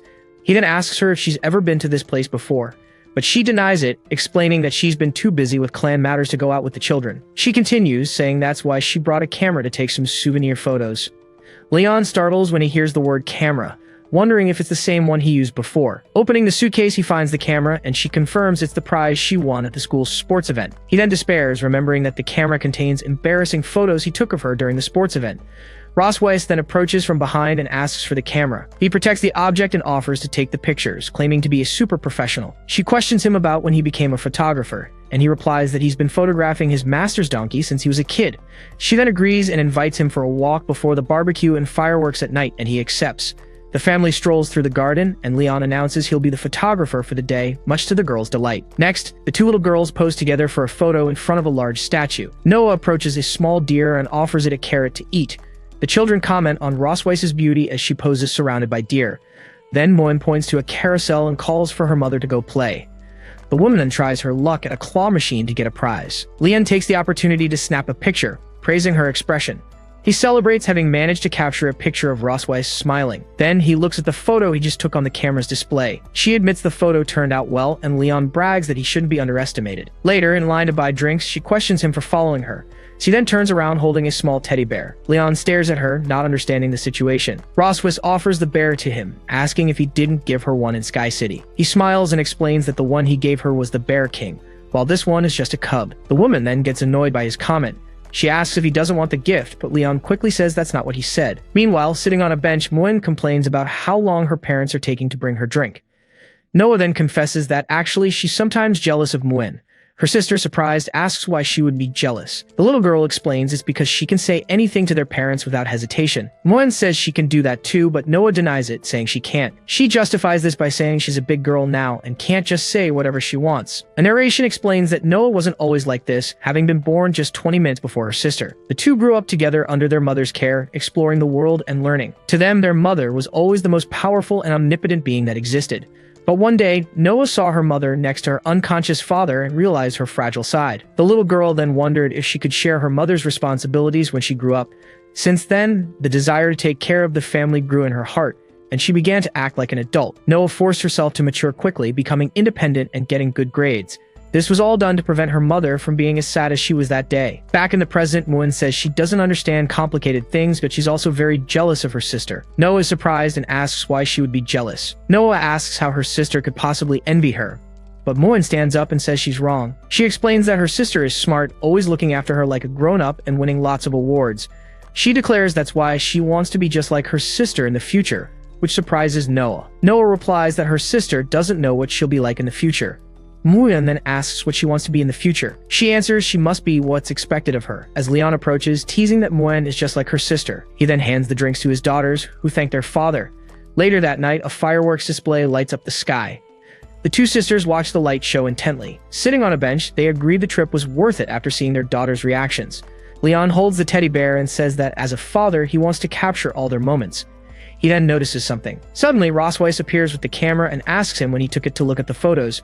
He remembers trying to get the photos developed earlier, but the resort's studio didn't offer the service. Roswis asks when the photo with the deer was taken, and he realizes his secret photos are next on the camera roll. Desperate, Leon squeezes the teddy bear and gets an idea to get out of the situation. He offers Roswis a piece of candy he bought during the day, and she gets ready to take it. He then opens the candy wrapper. Next, he moves closer and offers her the candy. The woman is startled by his sudden closeness. She questions him for getting so close, and he defends himself, saying she seemed to want the candy. Roswis then realizes he's been taking pictures all day, but none of himself. She holds the camera and suggests they take a picture together. Leon agrees, but plays it off, saying it's to prevent their daughters from asking why they don't have a photo together. He tells her to get closer to fit in the frame and teases her for making a peace sign. Then, the two of them take a selfie, making the same gesture. Later, a sparkler is lit. Roswis and Noah have fun together, playing with the lights. Sitting down, Leon watches them and remarks how rare it is to see them having so much fun. He asks Muen, who is dozing in his lap, why she isn't playing, but the little girl says she's tired. Muen explains she wanted to give her mom and sister more time together, since they rarely get to play. Leon then says his daughter has really grown up, but the little girl replies that she hasn't grown up and just wants to see her family happy. He gets emotional, thinking that even with their different personalities, both girls love their family. He then offers to carry her to their room, but realizes she's already asleep. The little girl is sleeping soundly in his lap. Ross approaches with Noah and whispers, asking if she fell asleep. He stands up with Moy in his arms and says it's time to go back. The two watch the scene in silence. Then, Ross turns to Noah and offers to carry her too. The girl looks at her mother, a little surprised by the offer. A moment later, she accepts the invitation with a smile. And so, the family heads back, but the first day of their trip didn't end on a happy note. Suddenly, the scene shifts to a hot spring. Back in the room, the girls say goodnight to their parents and close the door. Leon then flops onto the bed, relieved to finally be able to rest. But Ross asks if he's going to sleep in the same bed as her, and he immediately denies it. He makes up an excuse that he's going to relax in the hot springs for a bit and tells her to go to sleep first. The hot spring bubbles peacefully under the starry sky. Leon relaxes in the water, remarking on what a rewarding day it was. He then starts thinking of an excuse to sleep somewhere else later. Suddenly, a figure approaches from behind him. He's startled to see Ross and asks why she's there, but she questions why he's so suspicious. She explains that the fireworks finale is about to start and asks for the camera to take some pictures. He nervously remembers that the camera is nearby. Ross spots the object on a chair and notices he brought it with him. She walks over to get the camera while he watches in a panic. He then realizes he can't let her get her hands on it, no matter what. Leon moves abruptly in the water and shouts for her to wait. To stop her from grabbing the camera, Leon invites her to join him in the hot spring. Surprised, she asks what he just said. He then repeats the invitation for her to get in the water. Ross stares at him for a moment in silence. Then she informs him that she brought a swimsuit and tells him to behave himself. But Leon assures her that a good dragon hunter can keep his composure. She tells him to remember what he said and heads to the changing room. Alone, he tries to calm himself down, telling himself that nothing bad can happen. Leon fills with determination, ready to protect the photos at all costs. While waiting, he decides to recite the dragon hunter's honors to distract himself. Soon after, he hears a sound and realizes she's coming back. A woman wearing a purple dress appears at the door. The outfit completely covers her body. Ross then emerges at the entrance, but she isn't wearing the swimsuit she mentioned. Leon turns to her, completely surprised by what he sees. Leon scoffs at her outfit, assuring her he won't have any reaction. She then glares at him and calls him conceited. Ross gets into the water and explains the outfit was a gift from her sister, which makes Leon laugh. An awkward silence then settles between the two in the hot spring. He turns away, relieved that her swimsuit is quite conservative. But the woman provokes him, asking if he's scared. Leon then turns back and states there's nothing to be afraid of. Suddenly, he points at her in shock and yells about her swimsuit. It turns out the outer garment was just a cover-up, and underneath she was wearing a swimsuit. She laments that she hadn't imagined her sister's gift would come with a surprise. But right after, the woman looks at him with a smirk. Then she moves closer to him and asks what he thinks. Leon questions why she didn't just change before coming back. Ross teases him, asking if the great dragon hunter is uncomfortable. He realizes he's being played and needs to find a way to break the stalemate. Leon recognizes she's following her usual patterns. Her routine starts with the first step, provocation. Next, the second step is to flirt with him. Finally, the third step is to shift all the responsibility to him. So Leon decides he needs to use this situation to his advantage. He claims not to be afraid and challenges her, asking how she'd react if he revealed his dragon pattern first. Ross stares at him. She guarantees she can perfectly control her impulses and never loses control. Leon dares her to accept the bet to prove her confidence. Ross accepts without hesitation, but he asks what will happen if she loses. Then she promises that if he wins, she'll give him 7 more days off. He accepts the deal, certain that Ross has taken the bait. Suddenly, Leon points to the fireworks and suggests they watch them first. Ross asks if one of the fireworks looks like her dragon pattern, but he says no.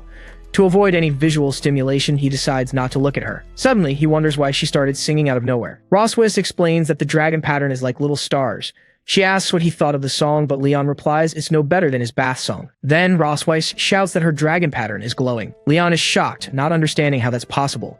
But she reveals it was a lie and that the pattern didn't actually light up. He realizes Ross has already started trying to enchant him. With that, he decides he can't be left behind, and his tail emerges from the water. Leon lifts his tail out of the water, and she stares at him, confused. Ross asks what he's doing. He explains that if he can't hold her hand to watch the show, he can hold her with his tail. She demands that he let her go immediately. Ross screams for him to let go again, but Leon refuses to obey. She grabs him and warns that the tail is his most vulnerable point and that she will defeat him. In that same instant, she shudders at his touch. Ross realizes he's trying to trick her into taking the initiative. So she asks what's wrong with holding hands to watch the fireworks and holds out her hand to him. Leon hesitates, wondering why his heart is beating so fast. He considers that small, ambiguous move to be a game changer. Their hands join. Leon feels it's impossible to defend against that move. Roswis whispers for him not to resist so they can end the challenge, but he pulls his hand away and declares he won't be enchanted by her. Leon agrees that enduring the situation isn't pleasant. He taunts her, saying she's also doing her best to hold back. Suddenly, a pattern on his back begins to glow. Then the two of them kiss under the fireworks. The next day, Noah knocks on the door and shouts for her parents to wake up. Moon approaches and asks her sister what's going on. Noah says it's supposed to be their mom's turn to get weak, and Moen wonders where their dad went. Then, Moen asks if they need to offer a tribute for him to show up, but her sister accuses her of just wanting steak. Noah decides to go eat first and says she can take her sister if their parents don't show up. Meanwhile, Leon and Rosweiss are sleeping in the same bed. He slowly opens his eyes. Leon sits up in bed. He remembers that last night they both failed the dragon pattern challenge. With that, he recalls kissing Rosweiss during the moment of confusion. Leon then realizes that was their first real kiss. He touches his own lips. Leon gets out of bed. He wonders why he started such an over-the-top challenge. At the same time, Rosweiss pretends to be asleep. Rosweiss wonders why he touched his lips, remembering the night before. She recalls finally kissing the dragon hunter and that it was her first kiss. Then she wraps herself in the blanket and denies that she wanted to kiss him. Rosweiss blames the dragon mark for everything that happened. Later, everyone is at a large water park. Moen appears in the pool holding a water blaster. She splashes water on Noah. Then Moen shows off her splash attack to her sister. Noah gets annoyed as her sister keeps splashing her. Rosweiss asks Leon why he won't go play with them. Rosweiss starts to talk about the previous night but is interrupted by a voice. A couple approaches and asks if they are the children's parents. Yuna introduces herself along with her husband, Zay, and asks if they can talk for a bit. Then, Rosweiss introduces herself and introduces Leon as her husband. Yuna explains that they are newlyweds and came here to avoid a dragon dispute. Rosweiss reflects that she needs to keep an eye on Constantine's movements. Yuna comments that they seem to have a good relationship, and Rosweiss replies that many dragons have said the same thing. Leon notes that even with children, they only kissed for the first time the night before. Yuna says she envies their family for having two lovely children. She reveals she's thinking about having children and asks for their advice. Rosweiss replies that she just agreed with him without thinking much about it. Leon notes that the female dragon is very good at making up stories. He advises that this kind of thing happens naturally and that there's no reason to be afraid. Zay asks how Leon resolves their fights, and Yuna admits she sometimes likes to have the last word. Leon is at a loss for how to answer the question. He teases her, saying that despite her appearance, she likes to act cute. Then, Rosweiss tickles him, saying he's embarrassing her. Zay observes their interaction. Leon explains that every woman, no matter how strong, will still show her fragile side. He finishes by saying that in those moments, a man must stand up and protect his wife. He concludes that this is what it means to be a good and responsible man. With the end of the 7-day trip, life returns to normal at the Silver Dragon Castle. Rosweiss asks a servant if she found the tigers, and the woman confirms. She reports that she found the hideout on the outskirts of the Empire, a secret location protected by barriers. Rosweiss questions why they would hide there and how they managed to reach such a high place. Her servant warns her that the human named Tiger is extremely powerful and could defeat her easily. Rosweiss reflects that even with Shirley's weak combat ability, she is one of her confidants. With such a high assessment, she concludes that Leon's master is not a simple person. Shirley then reveals she was discovered, but they let her go to deliver a message. She informs him that he wishes to see Rosweiss. Rosweiss assesses the situation. She decides that, in that case, they need to meet and leaves, flying with her dragons. A few hours later, they arrive at a waterfall. Shirley points to the waterfall and says the couple awaits her inside, but she must go alone. Rosweiss instructs her on what to do if she doesn't return in an hour. Next, she passes through the waterfall, protected by a barrier, while someone prepares tea. Rosweiss stares at him. She recognizes him as Leon's master. He invites her to sit, and she comments that Leon was the only dragon hunter she found difficult to face. She notes the man before her has the same pressure as Leon, or perhaps even greater. Rosweiss reveals she waited 2 years for an opportunity to meet him. She asks directly about Leon's condition. The master replies that he is still alive. She recalls he was her prisoner, and the man says he's relieved his stubborn pupil is alive. He states that Leon paid the price for someone to find his whereabouts. Then the master asks her to stop Leon from escaping to the Empire next year. Rosweiss asks for the reason, questioning why he doesn't want to rescue his disciple. He explains that 2 years ago, the return of the defeated dragon hunters caused great fury in the Empire. With that, the Empire blamed a traitor within the Dragon Hunter army for the war's failure. Roswis understands that with his whereabouts unknown, Leon became the perfect culprit. The Master confirms, saying it's better for him to stay with her and survive, as his life will be in great danger if he returns to the Empire now. Roswis agrees to keep him under her watch, but sets one condition. She demands to know all information about Leon, especially his dark childhood history. His master finds the request rather peculiar. Then he hands her a chest, explaining it contains all the love letters Leon received. He says the letters were for Leon's future wife, so the final decision on what to do with them is hers. Roswis smiles, stating that Leon's day has finally come. The Master observes her, questioning her sudden interest in the captive. She then finds a drawing among the letters. He explains that Leon, at 6 years old, liked tall girls with silver hair and a cold appearance. He himself reacts to the coincidence of his description. Her features exactly match the girl Leon described. Roswis asks for more information, but the Master says he can't betray his apprentice any further. Then she shows him a recent photo of his beloved disciple. He asks her to wait and says he will show her Leon's first love. Roswis wonders what Leon's first love could be. Leon's master arrives with a donkey and apologizes for the delay, explaining the animal woke up irritated. Roswis then asks, shocked, if Leon's first love is a donkey. He laughs and confirms it is. He then explains that Leon could never tame the animal, which followed him all day, and he considered it his childhood love. Leon's master reveals the young man has marks on his nose from a kick he took from the donkey. Roswis sighs, relieved by the story. She realizes she felt relieved. Then she stares at the animal and concludes there's no reason to be nervous. She turns, stating she will leave the photos and go, but she asks the Master for proof that Leon is still alive. Roswis tosses a card to him and says Leon will understand the message. She says goodbye, declaring this might be their first and last meeting, and she states that for Leon, she doesn't just want 1 year of his life. Then she disappears in a flash of energy. Leon's master watches the spot, questioning the meaning of her words. Leon's master notices the card left a piece of metal behind. He is startled by the object. Then a woman approaches as he laments Leon's name. Charlotte Poseidon, his wife, appears and asks if the young man is okay. He hands her the photos, saying Leon's life is better than one can describe. Charlotte looks at the family picture and comments that the boy is living better than his master. Afterward, she asks him if he has made a decision. Tiger grabs his weapon and states it's time to restore his apprentice's reputation, and he declares this will be a gift for his granddaughters. At the Silver Dragon Castle, the night deepens. Leon thinks Roswis is acting strange as she disappeared for 2 days without warning. He questions a servant about Her Majesty's whereabouts, who replies she left on business. Back in the present, he hears that she would prepare dinner personally as soon as she arrived. Roswis appears with the meal, but he feels something is wrong. She invites him to eat with her. Moen gets excited seeing the steak her mother made looks delicious, but Leon is stunned, asking why his plate is full of carrots. Roswis then informs him it's a vegetable salad. He yells that there are only carrots, and she corrects him, calling it a carrot salad. Moen asks if her daddy doesn't like carrots, leaving him speechless. Roswis reminds him that he always tells Moen not to be a picky eater, so Leon states he will eat it all. He suspiciously, wondering if she discovered his weakness. Suddenly, Roswis remembers something, and she informs him she needs to talk to him in his room tonight, leaving him shocked. Later, the bedroom door opens. Roswis enters the room. Leon, sitting on the bed, pretends to read a book as she approaches. She stands beside the bed and asks if he's nervous, but he denies it. Then the woman sits in a nearby chair and asks for his attention. She insists that he come closer. Leon, already in his pajamas, approaches her and asks if she missed him after not seeing him for 2 days. Roswis confirms and asks him to turn off the lights. Then the bedside lamp is turned off. They lie side by side on the bed, but half an hour later, nothing happens. He hides under the blanket, wondering what's going on. Then he whispers, asking if she's really just sleeping. With one eye half open, she asks what else he was expecting. He turns away and replies that he just wants to sleep.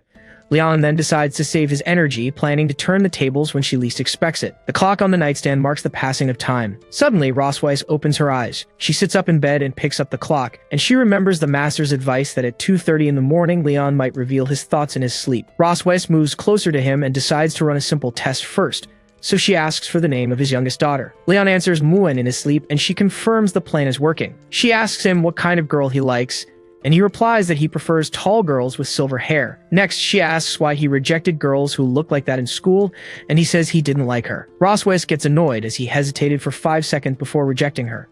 She insists on knowing what else he likes, and Leon replies that he prefers mature women with an elegant style.